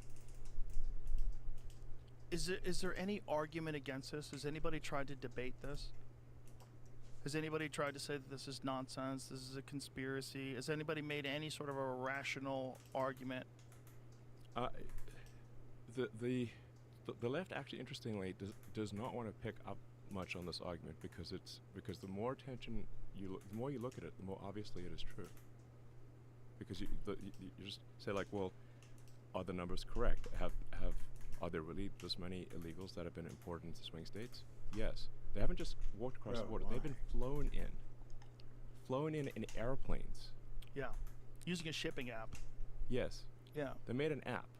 Well, the app always existed, but it used to be for people coming over here, like shipping with goods, so they could track you while you're in America, so you could legally be here. They know where you are. And then they changed it to allow that app to schedule illegal aliens to come across the border. Yes. Asylum seekers. Yes. Come on in. Yes. Oh, you have an app. And you so you fly people in. They're literally being flown in to the swing states. And so the reason that I think left doesn't want to push back on this is because the more attention that this gets, the more people will realize it is true. Yeah, it is true. That's why they don't. That's why they're just pretending that they're pretending. I'm not saying anything, but I'm like, yo, they're literally flying vast numbers of illegals who are then beholden to the Democrats. And sometimes I get the rebuttal of people say, like, well, you know, these illegals they don't have the same social values as the Democrat Party because they're like more socially conservative. I'm like, yeah, but that's not the point. If you look at the Maslow's hierarchy of needs, their primary thing is staying in the country and getting their friends and family in, and then the Democrats give them all these benefits, like tons of benefits, more benefits than than citizens, literally. Yeah. They're beholden to the Democrats for all these benefits. They want to get their friends and family in, which the Democrats support and the Republicans don't. So they vote Dem. And you can look empirically at California and say, like, did they vote Republican or Democrat in California? Oh, they voted Democrat. Big time. Well, Reagan gave them amnesty in the did. 1980s, and that 86. changed the state basically, except for Arnold, changed the state entirely blue. Yes. And Arnold was an exception because he was like a socially liberal, famous guy. Yeah. And, you know, didn't really impose any radical restrictions on any of the people that were going to vote Democrat in the first place. The whole thing is just, it's bizarre to watch play out because it just seems like this can't be actually what's happening. Did you see my conversation with Fetterman about it? Yeah. He was completely in denial about it. I don't think there's that level of organization. I'm like, what are you talking about? Exactly. Just because you can break it down to, like, are any of these numbers wrong? Because we got these numbers from Homeland Security Government.gov. Okay. Right. So we got it from the .gov website. Has the government reported these numbers incorrectly? No, they have not. Those numbers, if anything, are low. So they have in fact flown vast numbers of illegals to swing states. Yeah. Bypassing the border entirely. And so that is factually true. Then you can say, like, well, what is their probable voting pattern? Overwhelmingly Democrat into swing states. And then, well, but do the Democrats actually want to fast track them for citizenship? Yes, they do. You can see Chuck Schumer on TV saying at a rally this year was saying he wants to fast track and make all 11 million, or however many, I believe his quote was, citizens as soon as possible. So the goal is they are fast tracking citizenship as quickly as possible, so whether one thinks it's cheating or not, it won't matter because they will be fully able to vote. And for people on the left. This is actually happening. I Yeah. invite people to rebut this and show me where I am wrong. Please do so. No, they can't. They can't They can't. because it's true. Well, what's scary to me is that there's people that are on the left, like people that were Bernie Sanders supporters, for example. Yeah, like Bernie I got was. screwed with talk about undermining democracy. Bernie should have won the nomination, Exactly. and they stole it from him and gave it to Hillary. Exactly. That was what I was going to bring up. Like they control the primary process. Yeah, exactly. So like if you've got if you have a Democratic primary, it's not democratic. We just saw that. We saw it with Bernie. We saw it with Kamala. But like Right. like a week before Biden was summarily fired, he was posting that he's in it for the long term. He's going. Yeah. Yeah. He's not giving up. And the next thing you know, is Sunday afternoon, they're posting on X that he's resigned from the race. Which is And his staff didn't even know. Like they're reading it on the X platform. Okay, that's how they learned about it. what do you think happened there? How did they do that? Because they he's could clearly have just not in charge. They Obviously, could have used the 25th Amendment, right? fake president. But they would have to admit that there was a certain period of time where they knew that he was mentally compromised. Yes. And so they made this decision to not do that. Well, the weird thing is that the president's supposed to be the boss, Right. and yet he's obviously not the boss. Right. So who's running the country? If she's busy campaigning, she's so busy she can't do anything except Saturday Night Live. She did Yeah. that. She's so busy. She's constantly campaigning. How could you be paying attention to international relations? Yeah. How could you be paying attention to the economy? How could you be paying attention to any of those things? How do you have the time? You Well, can't. Yeah, I mean, Biden being the president's supposed to be the CEO, the chief guy, he was commander in chief. But it just obviously that Biden was not. He was just a puppet. And when the various puppet masters decided that puppet it was no longer useful, they just tossed out the puppet and then got a new puppet with Kamala. I mean, Kamala can't even talk. That you invited her on your show. I think the most damage that could possibly be done to a campaign is going on your show and seeing what she says in hours 2 and 3.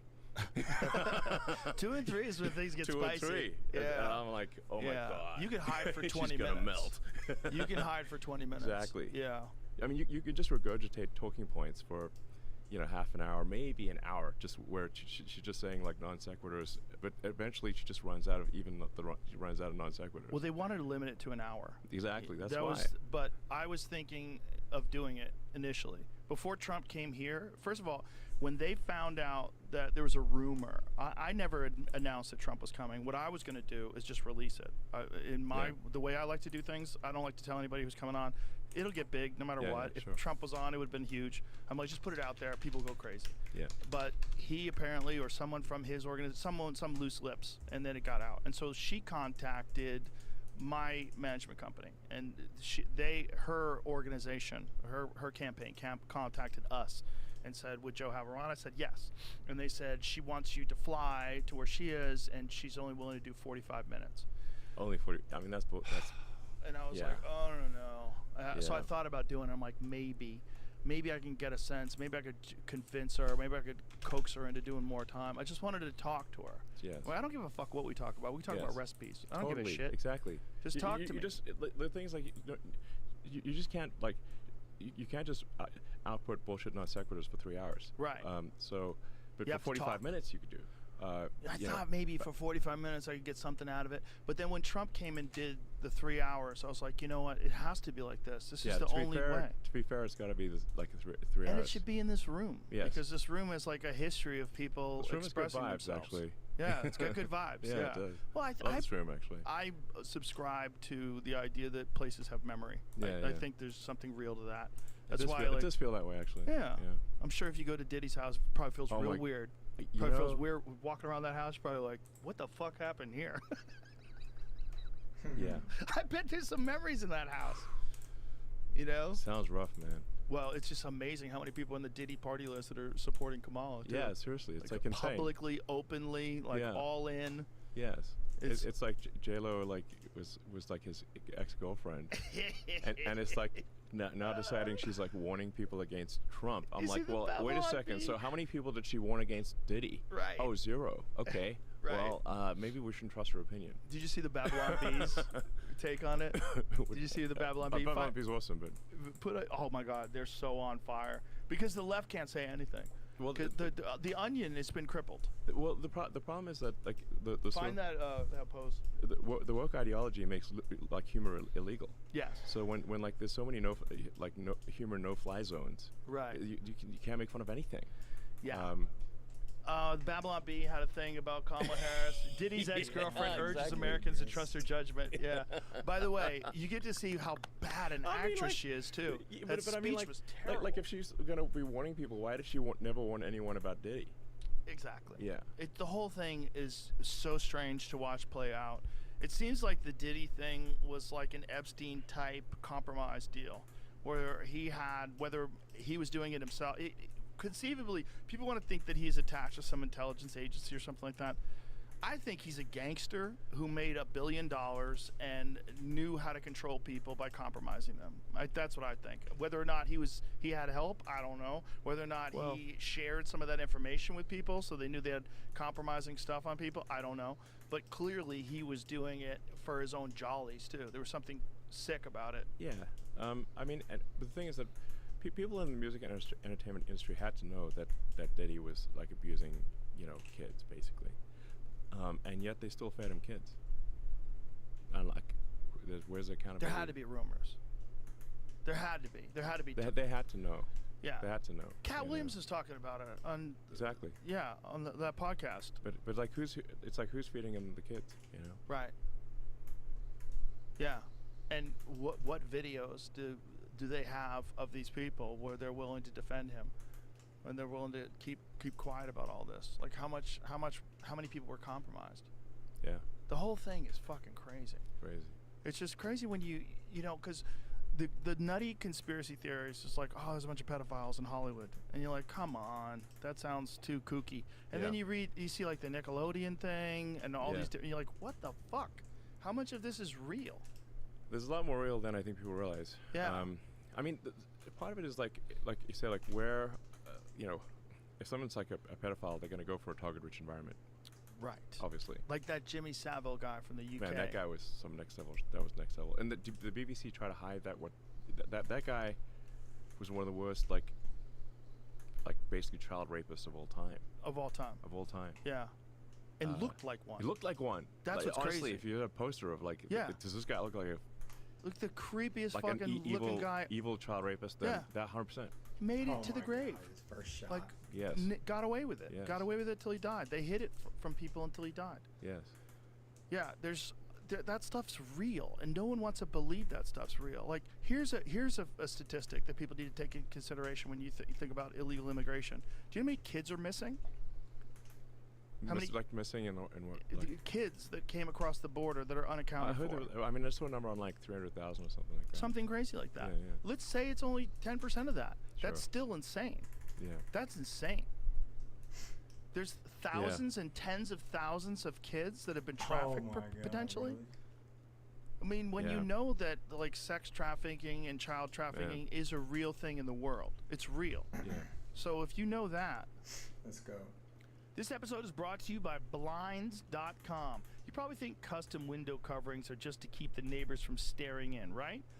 But here's the thing. They also make your place look badass and can help you save on utility bills. With Blinds.com, it's easy to get top quality window treatments and service, and it's 100% online. No hidden fees, no weird markups like you'd get in a showroom, and their Black Friday deals are already live. So there's no need to wait for some pushy salesperson to give you an insane quote. With Blinds.com, you can do a free virtual consultation with one of their award-winning designers when you have the time. They'll send you samples, quick and easy, and free.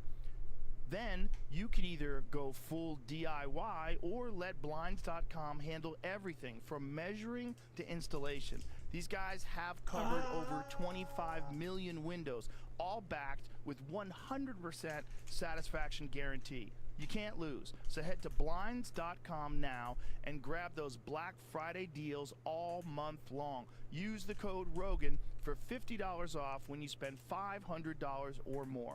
Limited time offer. Rules and restrictions apply. See Blinds.com for details. We had dinner last week, and Sax and I got bombed last week. We had dinner, and we drank a quadruple Casa. I've not seen J. Cal drink Azul. like that before. I stopped in for a few minutes. So He was drunk. drinking. I mean, Casa Azul. He tore my house apart getting back in. Oh my God, Like that's so like true. a bear? Like a bear? I went Brooklyn style. He was like a bear. He was like a drunk bear. But I spoke to the lady of the manor, and I will be staying at Sax's house next time, so I will be able to refresh the ranch's soap and towels. Yeah, I'm staying at your place. I need, you know what? I forgot to get towels when I was at Chamath. It's got these amazing embroidered towels, so I'll just hit those up when I hit your place. It's but really funny to go to J. Cal Ranch and there's going to be a big S on his towels. Everyone's gonna be like, wait, why is there an S on? I got the all the robe that towels at says J. Cal DS Ranch? on it. I've got a robe on the back. It says MAGA. I took all the MAGA robes from. What does the S stand for? This grifter. Oh, it's so funny. Steals. He's got a bunch of towels that say C as well. Cheap. Let your winners ride. Rain Man David Sack. And instead, we open source it to the fans, and they've just gone crazy with it. Love you, West Side. Queen of Quinoa. All right, listen. Happy Halloween to everybody, and we've got a great docket for you today, but I just up front wanted to let people know that we will be having the All-In Holiday Spectacular on December 7th at the Palace of Fine Arts in San Francisco. It's going to be amazing. allin.com/events. And next Tuesday, that's right, November 5th, if you go to our YouTube at 7 p.m. Pacific time, 10 p.m. Eastern time, we're going to do an election night live stream for the fans. We're almost at 700,000 subscribers, so subscribe to comment and join us on our live stream my God, Tuesday really? night. There'll be guests, right? There's going to be some fun guests. I think Helmuth is still banned by Chamath for life, but I may bring him on and give him a second chance, Chamath. Is that okay? If I bring him on for a second chance? Sure. Okay. So we're going to give Helmuth a second chance, but we'll Dictator see. has He's going to be on spoken. a very tight leash. If he makes it about himself in 7 seconds or God, less, what's 7 happening? seconds to Phil Helmuth, he's going to get kicked right off the show. Okay, holiday party. Did we announce Yeah. that? Yeah, so the okay, holiday cool. party, go to allin.com/events if you want to come. It's going to be great. You guys aren't going to be happy, but we are setting. We are going to spend $1 million on this party. How did you spend $1 million on a party? Dude, did you see I the think- set he well, built last time for... That sounds like a lot of founder mode. That's Yeah, a lot of... it's gonna be- Yeah, about So 300,000 in probably- founder mode. The bad. There are a lot of benefits to it. There are some downsides to it. It's what I asked for. I try not to think. Did you? We've definitely. Does it we show have what it is, definitely. Jamie? So Yeah. 25,800 gallons of TILX. 25,800. What's that? That's the car. That's the how car much ID. Gallons is on it. The That's what it capacity and was. then the context is what. 100,000 gallons of that. Yeah. Oh, each car has. Oh, I Each see car what had you're different saying. stuff. Yeah, each car had different stuff. So what's the total of all of it? Somewhere like it's 100,000. That's It's millions, right? 2,000 gallons or so. Or millions of liters. But look, I mean. And all that stuff just leaks into the groundwater. It goes Yeah, into and a the lot soil. of people. It's a rural area, so a lot of people are in well water. You know, a lot of people are just breathing in the air. I mean, And we when I won't went, even know what the health consequences are for those folks for years. we won't know, and we may never really know because we didn't collect the samples at the time. Because you got to establish the baseline. That was what my Look at that. epidemiologist guy that I talked to in North Carolina said. You've got to establish the baseline because here's what's going to happen, right? Fast forward 10 years, people get weird cancers. Sometimes because of chemical spills, sometimes just because that's human biology. Somebody will sue the train company, which is Norfolk, I think Norfolk Southern, will sue the train company. God, what? And they'll say, I've got this weird cancer because of you. And what Norfolk Southern will say is, no, you don't. you don't have this weird cancer because of me. You have it because of just, you sort of lost the game of Russian roulette that is human biology. And what we could have said conclusively was yes or no. And unfortunately, we're not going to be able to say that. This is one of the things, like when we're in office, the first disaster that we have, hopefully there aren't any, but there always are. First chemical disaster that we're going to take the infrastructure of that study, and right away, we're going to try to establish a baseline. Is it possible to, when you have a spill of that magnitude, can you actually get everything out of the ground? Do you have to just remove all the ground? Like, how would you? Well, you'd have to test the groundwater to make sure that it doesn't.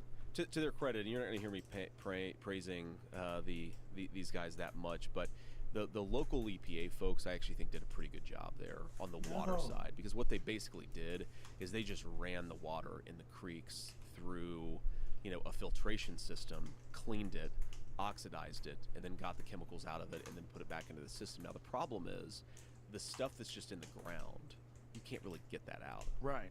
You'd have to remove the ground. You'd have to remove the ground and clean. I don't even know how you would clean it. I don't know if we have the capacity to clean it. What you can do is try to, as we did, we passed out bottled water and tried to make sure that people weren't drinking the water until the levels of toxins hit a certain level. And again, but the issue was never like the levels of toxins are going to kill you. The issue is always, are they going to cause long-term problems? That I mean, we got so focused, and I think the media got so focused on, is the water safe to drink? And it's like, the question is not, is the water safe to drink? The question is the water safe to drink for the next 15 years? Right. And we're never going to know the answer to that question. Ugh. Yeah, people are terrified of this idea of someone sabotaging things like that have trains that contain toxic chemicals. People are terrified about the sabotaging of the grid in particular. That's one that a lot of people have talked about. Yep. That we're very vulnerable. Yep. Like what can be done to sort of shore that up? It seems like cyber attacks are possible, physical attacks are possible. Yeah. And if the grid goes down, we have a real problem, right? We do have a real problem. I mean, look, there's New York Times or somebody else reported recently that my phone was allegedly hacked by Chinese hackers. And so, oh no, what'd they get? Yeah, I don't think anything. Nothing. Come on, man. Got anything in there? We'll find it. We'll find out, man. We'll find out.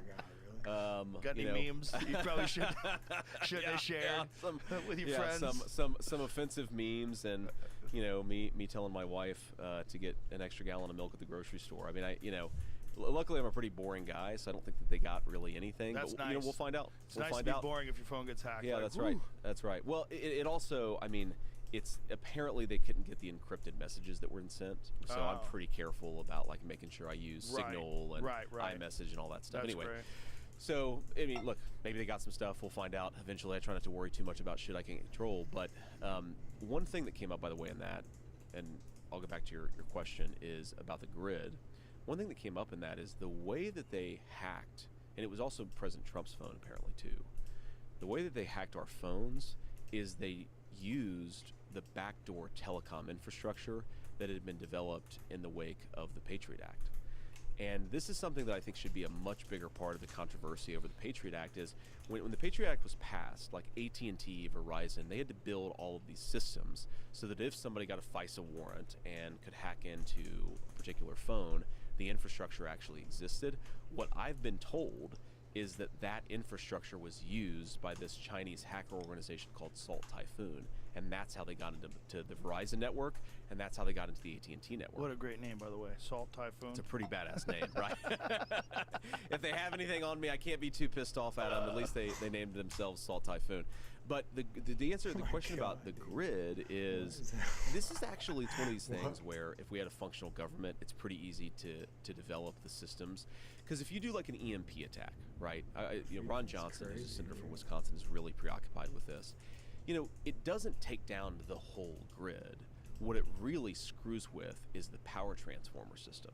So what we should have is basically a backup power transformer for every major system in the United States of America, just sitting in a warehouse that's turned off. And because it's turned off, it won't be affected by an EMP pulse. And then if there is an EMP attack, you just get those transformers to swap out the ones that were destroyed, and then the grid is back up and running. It's actually a scandal, I think, that the federal government has not just at one point, with all the money that we spend on defense and everything else, just said, we're going to spend $15 billion to buy enough power transformers to have a backup for every transformer in the country. We should do that. Yeah, one of the things that Trump talked about that a lot of people probably weren't aware of was the damage that these wind turbines are doing to whales. I wasn't totally aware of it. I had no idea until I watched your podcast with him. I knew a little bit about it, but I didn't read about it until after I talked to him. And it's a real problem. It's a very real problem. And what a conundrum for people that are so-called environmentalists to think the wind is like the cleanest option when it's not. The turbines don't last. You can't recycle them. It doesn't work in salt water in particular, which is what most of the world's water is. I think wind is the biggest scam out there. It's total bullshit. It's also pollution. When I see those gigantic wind tunnels, they're ugly. They're gross. They're ugly. Yeah. I mean, I thought this, where were me and my wife? We used to be into road trips before we had a Secret Service detail. And we took a road trip, the good old days, man. We took a road trip through Kansas or Nebraska, or maybe it was Iowa. It was one of the, I mean, we went through all three of those states, but I can't remember where. You just go for miles and miles, and you see nothing but wind turbines. And it's like, this is beautiful American countryside that used to be green, rolling hills, and now you have these disgusting dystopian wind turbines. I'm sorry, they are ugly. I will die on this hill. They're ugly. I don't want them in American society. And nuclear power plants are actually more efficient, safer, and you don't have the problem. Like, we think about the problems of nuclear waste. Like, they've kind of sorted a lot of those out. They haven't sorted out the problems of getting rid of these turbines. No, they haven't. Not at all. I have a buddy of mine who lives in South Texas, and I went to visit him, and you drive down there, and it's like an hour of turbines. They're everywhere. There's so many of them. I can't stand You just see them as like the sky is turning dark. You see these things just spinning. It just looks gross. They kill the birds. They apparently kill They the kill whale. a lot they of kill birds. a lot of birds. If you look underneath them, it's like bird graveyards. It's crazy. It really is. And it's clean. It's green. It's like we're brainwashed to think that these things somehow or another are beneficial because they're attached to this idea of being environmentally conscious. Well, and I got the thought behind them, right? I understand why we were trying to turn. That's obviously a source of energy because you have wind blowing through. That's energy that we should capture. But we're just not that good at it with this, it's right? Not Maybe very efficient. Right, just accept that it was a mistake. It's not that efficient. The political or the environmental costs are pretty significant. You know, solar, I think, is actually a little bit more reasonable because you can get a lot more of the power. They last a little bit longer. They're not nearly as ugly. And you can put them in places where people don't, frankly, want to live that much anyway, like in deserts and things like that. Well, they do those roofs now. Like Tesla does a solar roof, yeah, which the is solar roofs fantastic. I think that's a great way, right? That's just empty space. But wind, I think we just should say this was a failed experiment. We're going to stop subsidizing this. And if people want to have a wind turbine, great. But we're not going to build miles and miles of wind turbines anymore, at least not with taxpayer subsidy. But I just hope people recognize that the trade-off is not worth it. Like, you're getting a little bit of electricity. You're really ruining the landscape. You're ruining the view. You're killing birds. You're messing up whales. And those things don't last that long. And then when you got to get rid of them, you got to put them in a landfill. Like, the whole thing's bananas. It's totally bananas. And again, we focus on the carbon footprint thing, and we don't talk about the fact that there are these massive environmental hazards. That goes back to the distracted politics versus the real stuff. And we should be talking about the real environmental consequences There's of wind power. It's one of those things that, again, is much like a religion, where you must stay with the doctrine. You must follow it by the word. Because if you step out of line and say, actually, when you look at these studies, it doesn't really show that the world is warming. It shows that over the last X amount of thousands of years, we're in a gradual cooling period, and that what's really terrifying is global cooling. Yes. You know, Randall Carlson, who's an expert in asteroid collisions and the Younger Dryas impact theory, is a fascinating guy. But he says that like the periods in history where we came very close to extinction are like when there's an ice age. Yes. Like, those are the most terrifying. That's right. When there's global warming, you just move to where it's not so warm, and that's what people have done forever. Well, and you deal with it technologically, right? This is the thing, that the solution to global warming, for however long this warming trend lasts, is to deal with it technologically, right?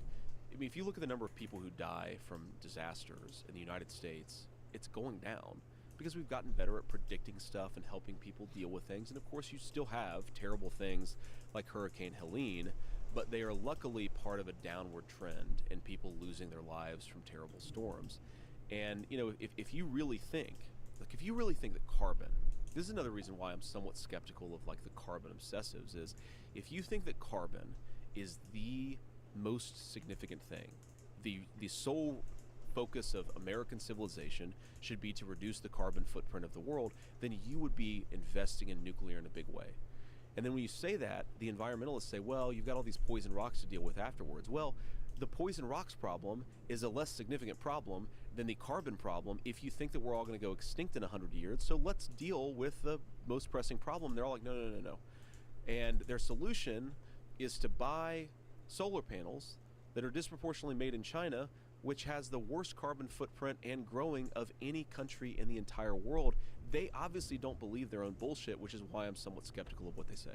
Also, when you have a movement and your spokesperson is Greta Thunberg and not some insanely intelligent scientist who's done years of research on this stuff, and there's also not a consensus among scientists. There's a lot of scientists that are heretics, that are stepping outside the lines, that are saying that this is not an issue. And then they're also pointing out the fact that carbon is what trees consume, and there's more greenery in the world today than there was 100 years ago, which is a very inconvenient thing for people. See, I didn't even realize that. Yeah. I had no idea. That's well, true. Carbon is what trees feed off of. So I knew carbon is what trees feed off of. I didn't know there was more greenery than there was 100 years ago. That's interesting. Not only that, you got Bill Gates that's saying planting trees is not a solution to the carbon problem. Like, wait a second. This is so not true. What seems so crazy. It's so not true, and it's also historically, like, one of the craziest moments in history, in my opinion, is the Mongols and what the Mongols did in the 1200s. They lowered the carbon footprint of Earth because they killed so many people. They killed 10% of the population of Earth. That is crazy. And because of that, because they devastated these places and killed so many people, trees grew. More trees grew.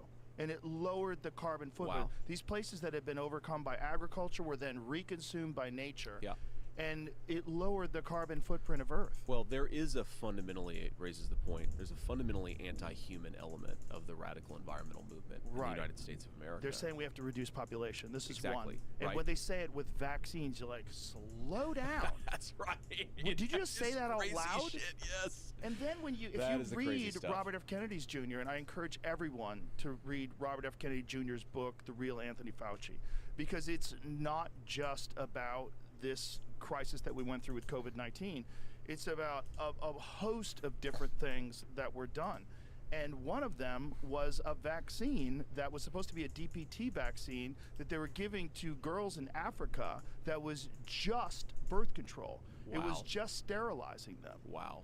And that they were, I didn't even realize they were giving them HCG, and that they were giving them into this enhanced schedule. I don't want to screw this up because my recall's not the best. I don't want to, but the reality is there was experiments done on unwitting, unknowing African women where they gave them this thing that was supposed to be a vaccine against a disease, but it was really sterilizing them, and they're experimenting. That's dark. Again, that's like the Native American OxyContin thing. But that's this this dark global health shit. Like, there's a lot of experimenting going on. That's right. That's what we pulled up an AP article. I had Alex Jones tell me this. I was like, what? It's like, they gave him polio. They tried the vaccine, they gave him polio. I'm like, what? That's so a then good we pulled Alex up Jones impersonation. an AP article that shows that they had to stop giving these kids in Africa this polio vaccine because it was actually giving them polio. That's crazy. Like, because they experiment, because this is how they find out if stuff works. So you get people with no internet connection, they live in dirt floors. We're going to help you. And then they come in and they experiment on them. And it's so dark. That is so dark, And then it's all done through this idea of philanthropy. Yeah, yeah.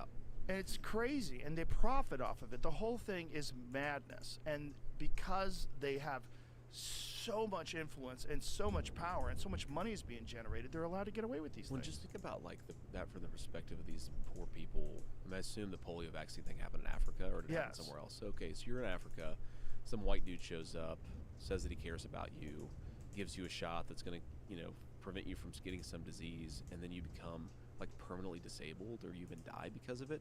Like, think about what effect that has on how those Africans perceive our civilization. And are we going to have, are they going to like, we're going to have a conflict in 30, 40 years because people are so pissed off about us coming in and giving them health care that isn't actually health care. I really worry about that stuff. I mean, this is one of my big things with the Russia-Ukraine conflict is people don't realize how much of Africa's food supply comes from the Ukraine. Because an astonishing amount. So if you have this war that goes on forever and there's not enough food going to Africa, are you going to have a bunch of starving, desperate people who are like pissed off because they're starving, who hate European civilization because they don't have, they're not getting the food that they were expecting to get? Like, we never think about the knock-on effects of this stuff, right? Yeah, it's really dark and really evil that we're giving them polio. I also wonder, the people who live in the village that got polio, what the hell are they going to be doing in 30 years? They're probably going to hate us. Yeah, I would be really upset if you gave my kid polio. Yeah. You came over here. Yeah, like, justifiably so. some Justifiably mission. so, I'd hate these people, right? You give my Yeah. kid polio under the pretense of helping them? It's crazy. But, then there's also pharmaceutical drugs that are really beneficial. And this is the thing, like, they have to have guardrails. Yeah, you have to have some rules guardrails and regulations Yes. to keep these people from just never-ending profits. Yes. Because they always gravitate towards that. They always Well, gravitate towards making yeah. the most amount of money. And again, this is where I go back to some of the arguments of the old left. Like, what kind of guardrails do you want these companies to have? Do you want the guardrails to be that if you donate to the Trans Pride and BLM organizations, you get to do whatever the hell you want? Right. Or do you want the guardrails like, we're going to protect health and public safety and make sure that you're not, like, killing people under the auspice of helping them? Yeah. And that's the kind of guardrails I want. The common very sense ones. logical. Yeah, very logical. But logic is, dangerous today. Like, logic. Oh man. But logic is it's a problem when you have ideology. Some people like strictly adhere. Logic is a colonial idea, man. You got to get away from the logic. And that's math is racist. That's I don't right. know if you know about Math that. is That's a new racist. one. Well, okay, so this is interesting. There's this movie that's probably like extremely influential to my entire political worldview, and I didn't realize until last night because I got into Austin late. Usually my wife travels with me. She wasn't with me last night. She's taking care of the kids today. So I get into the hotel room in Austin, and it's very late, and I watch this movie, Boys in the Hood. Have you ever seen Boys in the Hood? Oh yeah, sure. Okay. I watched that movie a ton when I was like 8, 9 years old, and I didn't realize how much that movie has had an influence on me until I watched it last night. Okay, so all right, for Furious Styles, a lot of his stuff about not letting financial institutions buy up all the stuff in your communities. Obviously, he's talking about black people in LA and not, white people in, rural small town America. But I was like, oh, like that's maybe the first place that I ever heard this idea, where he talks about like the importance of fatherhood, the importance of especially young boys having a father in the home. It's like I got that from Boys in the Hood, and obviously it spoke to me when I was a kid because I grew up at the time and I didn't have much of a relationship with my dad. And it's interesting, man. He makes this observation, math being racist. He's criticizing the SAT for being culturally biased, but then he says the only part that isn't culturally biased is the math. And it's like, oh, this is like a black nationalist in the mid 80s, because that's kind of the philosophy of this movie, is what you might call like old school black leftism. This movie in the 1980s is saying something that I wish a lot of white liberals would hear today, which is actually math is not racist. It's one it's one of the ththings that's like not definitively not racist is math and numbers. You guys are losing your damn minds. Well, math is racist is one of those ones where it's like if you heard that in a cocktail party, you'd be like, what? Like if someone behind you was saying math is racist, you'd be like, what the? We got to get out of here, honey. Grab No, your purse. I'd say I want to go. I want one of what they're having. I want to hang out with those guys. That's my. So okay. By the way, this is my. An act of bipartisanship. The one thing that Republicans, man, that I think we got really wrong in the last few years, is the anti-Hunter Biden stuff. I want to go hang out with Hunter Biden. I mean, I may be the only Republican. That dude. He was like Hunter S. Thompson without the writing talent. That guy went hard. You got to give it to him. I would bet $100 that Hunter Biden is voting for Donald Trump for president. It doesn't seem like he likes his dad. It seems like I he think wanted. his dad. I might bet $20 on his dad voting for Donald Trump for president, especially last night after the garbage comment. Oh yeah. That guy is trying to help Donald Trump. we're going to win. I think we're going to win. But after we win, I'm going to be convinced that Joe Biden was trying to help us the whole time. Well, here's he put one on the MAGA hat. The MAGA hat was crazy. That was crazy. When he put on the MAGA hat in front of those guys and they all cheered, and he insisted on keeping the hat, and he took it with him. I think he's very, very resentful that he got ousted in what was essentially a coup. Yeah. And I'd love to know what happened there, by the way. I would love to know what happened. I have to use the restroom, but we'll come back. Let's talk about that because this is important. I just have to pee. We'll be right back.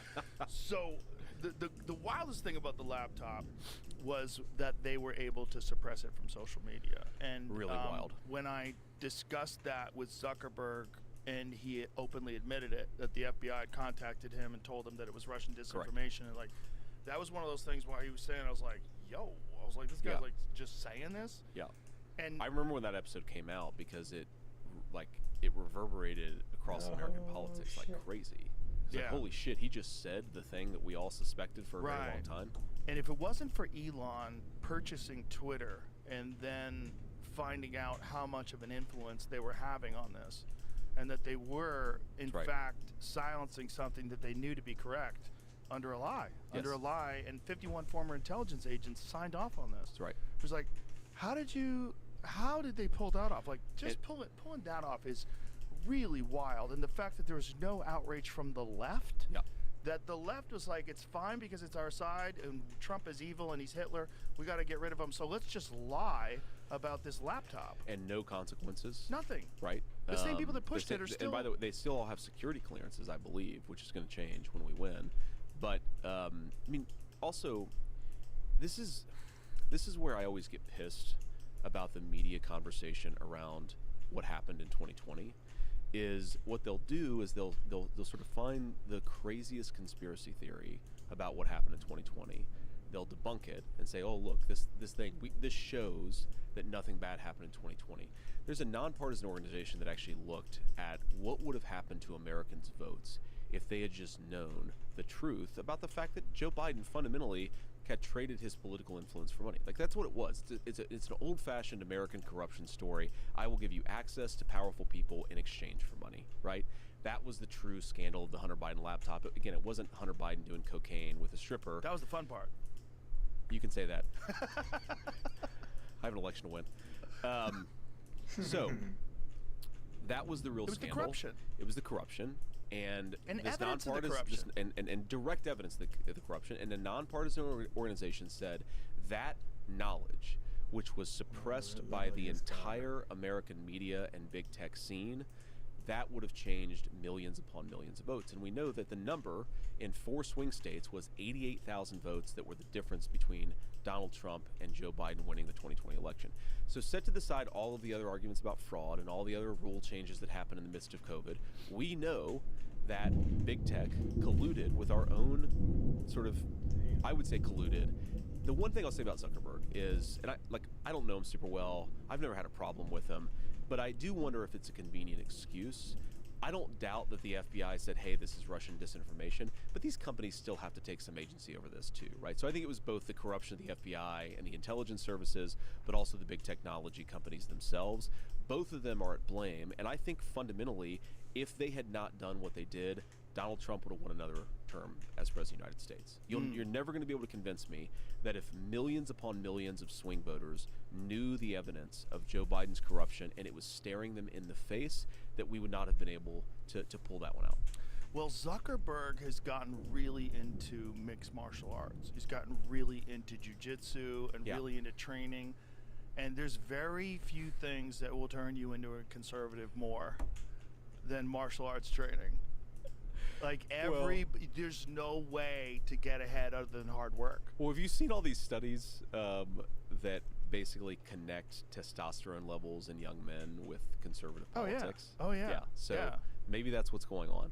Well, there's a certain amount. Maybe that's of why the Democrats want us all to be, poor health and overweight, is because that means we're going to be. No, it means we're going to be more liberal, right? If you make people less healthy, they apparently become more politically liberal. That's an interesting observation. Well, I think there's socially liberal, like live and let live, do whatever you want as long as you're not hurting anybody, which is really what I am. And then the reality these labels get all confused, right? Yeah. And this is where it gets sort of conflated, like the reality of hard work being a virtue. Yes. And this has always been a conservative idea, is that you're really supposed to like make your mark in this world and get up in the morning and work hard, and you should be proud of that. Yes. The only way to get good at jiu-jitsu is hard work. Yes. So everybody who really trains hard and gets good has a certain level of just a true understanding of the real relationship, that the actual the mathematical equation of focus, time, energy, and discipline versus positive results. Yep. And there's only one way to excel. There's no other way to excel at martial arts other than training hard. So it's kind of normal that he's becoming like leaning more libertarian and wearing hoodies now. Yeah. No, my secret my secret theory is that Zuck is now a Trump supporter, but he can't say that publicly, of course. But hopefully he is. Really difficult to say that now. That's why guys like Bill Ackman and Chamath and all these people that stand out. It's taken real courage. It takes really has. real Yeah, and I like both of those guys. Because they really do get excommunicated. Absolutely. They do. Cocktail parties are a mess after that in Marin County. They think you're a Nazi. And that's putting it mildly. But yeah, I mean, like, you know, one of my closest friends in the tech world is David Sachs. And Dave and I have talked about this because we were both like, it's funny, we were both sort of critical of Trump in 2016, but we came, you know, at that criticism from a right of center perspective. And both of us by 2020 were like, this crazy bullshit has to end. Trump is our guy. And maybe, not only is he our guy, but maybe he was like the only one who could have turned the tide against this insanity. And David, I mean, he has become so far out there. And I admire it in a lot of ways. But then sometimes I see what David says and I'm like, dude, are you going to be like welcome in like what is he saying in your neighborhood? Well, I mean, have you ever interviewed David Sachs? No. Well, I mean, he's just, look, he's very anti-woke. He's very, very into what I would call foreign policy realism. Like, why are we starting these stupid wars all over the world? Our foreign policy should be more pro-peace. And it's just crazy to me because he's so inflammatory about it that and by the way, I love it, right? I agree with what a lot of what David says, and even when I disagree, I know he's a smart guy, but he is just saying, look, I don't give a shit. If you're going to come after me, but I'm going to say what's on my mind. And I think, you know, a lot of people are going in that direction, which is fundamentally a good thing, is people are sick of being told what to think. And like the First Amendment, obviously, it's a legal document that talks about the role of government and censorship and sort of prohibits government censorship, but it's also a sort of ethic and an attitude that is endemic, or I hope is, to American society, which is we're going to think what we want, we're going to say what we want to. That's an important First Amendment value, even though it has nothing to do with the First Amendment as a legal document itself. And a lot of people are sick of being told what to think. I was very upset when Tim Walsh was saying that the First Amendment doesn't apply to hate speech and misinformation. Totally like, especially those two terms, hate speech and misinformation, because hate they're speech, in the eye of the beholder. Right. It's so subjective, and it's the marks are moving as to what's called hate speech now. It's moving further and further away from normalcy. If you say that an 11-year-old should not get gender transition drugs, that is hate speech according to a significant subset of the left. Yeah, if you call Caitlyn Jenner Bruce Jenner, that's hate speech. A lot of people would say that's hate speech. And you used to get banned for life from Twitter for dead naming someone. Yes. Which is just bananas. Which is totally bananas. You can call him a cunt, but you can't call him Bruce. The whole thing is so crazy. Yeah. It's just I think that this is, and look, I try not to be too partisan because I know a lot of people watch your show, but this is to me the biggest and most fundamental difference between Kamala and President Trump in the campaign is, you know, whether it's Biden calling people garbage or Tim Walz calling people fascist and Kamala calling people Nazis or endorsing explicit censorship, we're not trying to censor our fellow Americans, right? We'll attack Kamala and her policies and her ideas, but we're not trying to say you should be silenced because you disagree with us. That is anathema to everything that I believe in. And that is what's happened in the modern Democratic Party, at least at the leadership level, is they've gotten really comfortable with the idea of silencing people who disagree with them, such to the point where, like, it's not even that Tim Walz thinks that hate speech should be censored.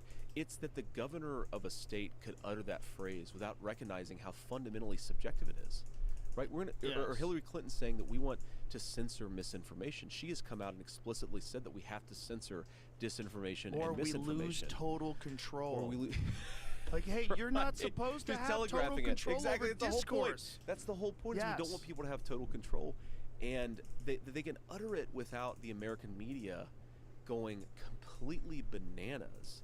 Just suggests there's something broken about the political culture of the left. I mean, there are people on CNN and CBS and all these other sort of mainstream networks. I would call them corporate networks. All these corporate networks that will say, when Donald J. Trump says that if you riot after the election, you're the enemy of the people, or you're an enemy within. Like, that is a major threat to democracy. But Hillary Clinton saying that we should censor disinformation, they're just, no big deal. And the fact that they can get so fired up about what I think is a pretty common sense observation that if you riot, law enforcement should have a response to it, but they think that it's the end of they don't care at all.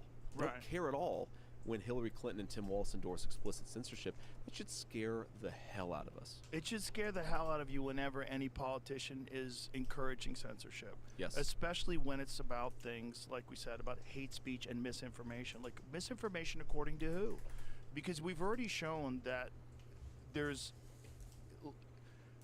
a bunch of different factors that have control over what is presented as fact. Yes. And they're not always honest or accurate. And these things get put out and it harms people, and then there's some sort of a correction that comes along. Well, the only way to find that out, especially like during the COVID times, these things that they called misinformation, how many of them turned out to be true? Almost all of them. It's crazy. The Wuhan lab, it was racist, racist to assume that when Jon Stewart did that bit on Colbert, did you see that? I have never seen it, though. It's amazing, because you see Colbert scrambling, and he's trying to, and John's like, do you think maybe the lab that was the Wuhan coronavirus lab, that maybe it came from there? It was so obvious. I mean, the whole argument for the start of COVID that wasn't from the Wuhan lab was basically, as I understood it, that a bat had gotten a weird coronavirus and had fallen into a guy's soup at a wet, or at a pangolin wet market. was involved. Yeah. There's so much stupidity involved and that's in it. That was more believable than there's the Wuhan coronavirus lab. And I remember when Tom Cotton was the first major American politician to talk about this. Tom's like a good friend, and he was immediately pilloried as this terrible racist. And it's bizarre that we're not allowed to talk about things in the United States of America. I will say, I think it's gotten better.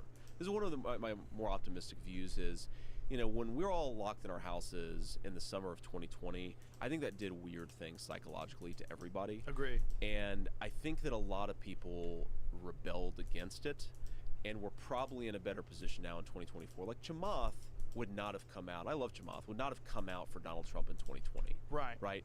Now he's hosting fundraisers and giving hundreds of thousands of dollars to our campaign. So I think the fact that you have so many old school liberals and old school leftists say we're done with this bullshit is actually a pretty good sign. Yeah, there's still social consequences to it, but not nearly as high as they were 4 years ago. Well, I think when Elon purchased Twitter, it changed the entire game.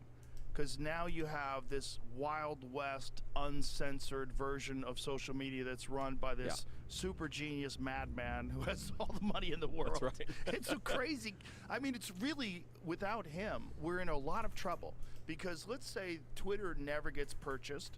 They run the same way they've run it in the past, where they're being influenced by whatever companies and whatever agencies decide to remove posts or remove people and ban Donald Trump and ban a bunch of different conservatives and ban a bunch of people that were outcasts, and they just decided they were controlling the discourse. Well, then you have no outlets other than Parler, and we discussed this yesterday. Those outlets 100% got infested by bots. Where they're putting Nazi stuff up and oh, this is a Nazi site.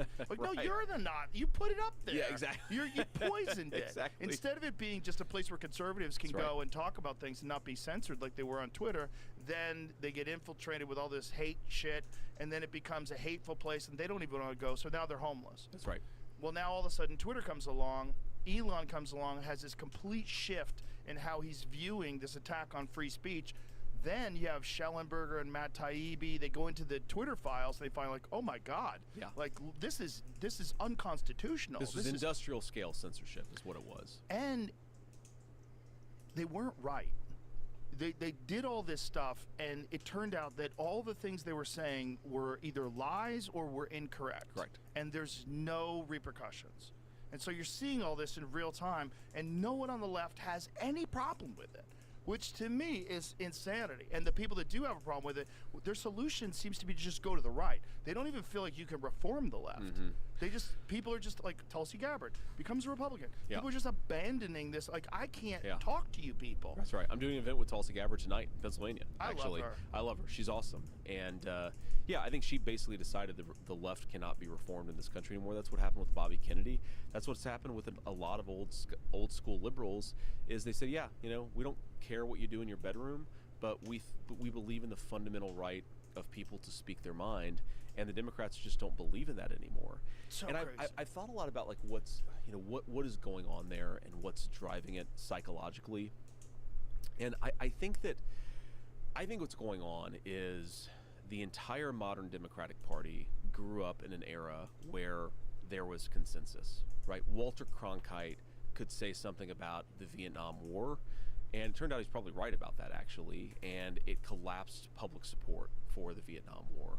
Or they grew up in America where social trust was just so much higher, and I think that a lot of them are trying to reimpose that social trust from the top, not recognizing that high level of social trust came organically from the way that American society worked. And if you have people trying to reimpose it from the top, it actually degrades the very thing that you're trying to create. Because I've seen, family members of mine who got really radicalized because they were like, wait a second, should we be masking 3-year-olds in our schools? Like, does that do something to their language development? And then they would get kicked off of Facebook because a person with 900 Facebook friends who has no public profile dared to like question the prevailing narrative. And again, they ended up being right about it. I actually think that what the left is doing is degrading social trust by trying to create it from on high. And I kind of get the psychological impulse because, like a lot of great things that we do come from high levels of social trust, but you've got to reestablish it organically. You can't try to force it on people. And there's been some course correcting. Like, did you read Bezos's article? Was it yesterday that came out in the Washington Post? I did see that. What did you think of that? I go back and forth. Like, again, I don't know Jeff super well.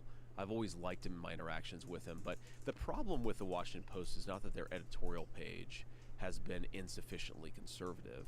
It's that their entire journalism department is fundamentally engaged in democratic political activism. The two, we talk about this a lot, and my political guys are, a lot of them are outside, and certainly a lot of them will watch, but we talk a lot about which of the newspapers that have really gone crazy. And the New York Times is kind of an exception. Yeah, it's very left-wing, but it hasn't totally gone insane.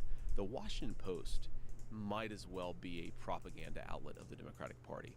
If you look from the Hunter Biden laptop to any number of stories where they just toe the left-wing line almost instinctively, the problem was with the journalism at the Washington Post. It's not with the editorials. I don't care, frankly, whether the editorial page endorses Donald Trump or Kamala Harris.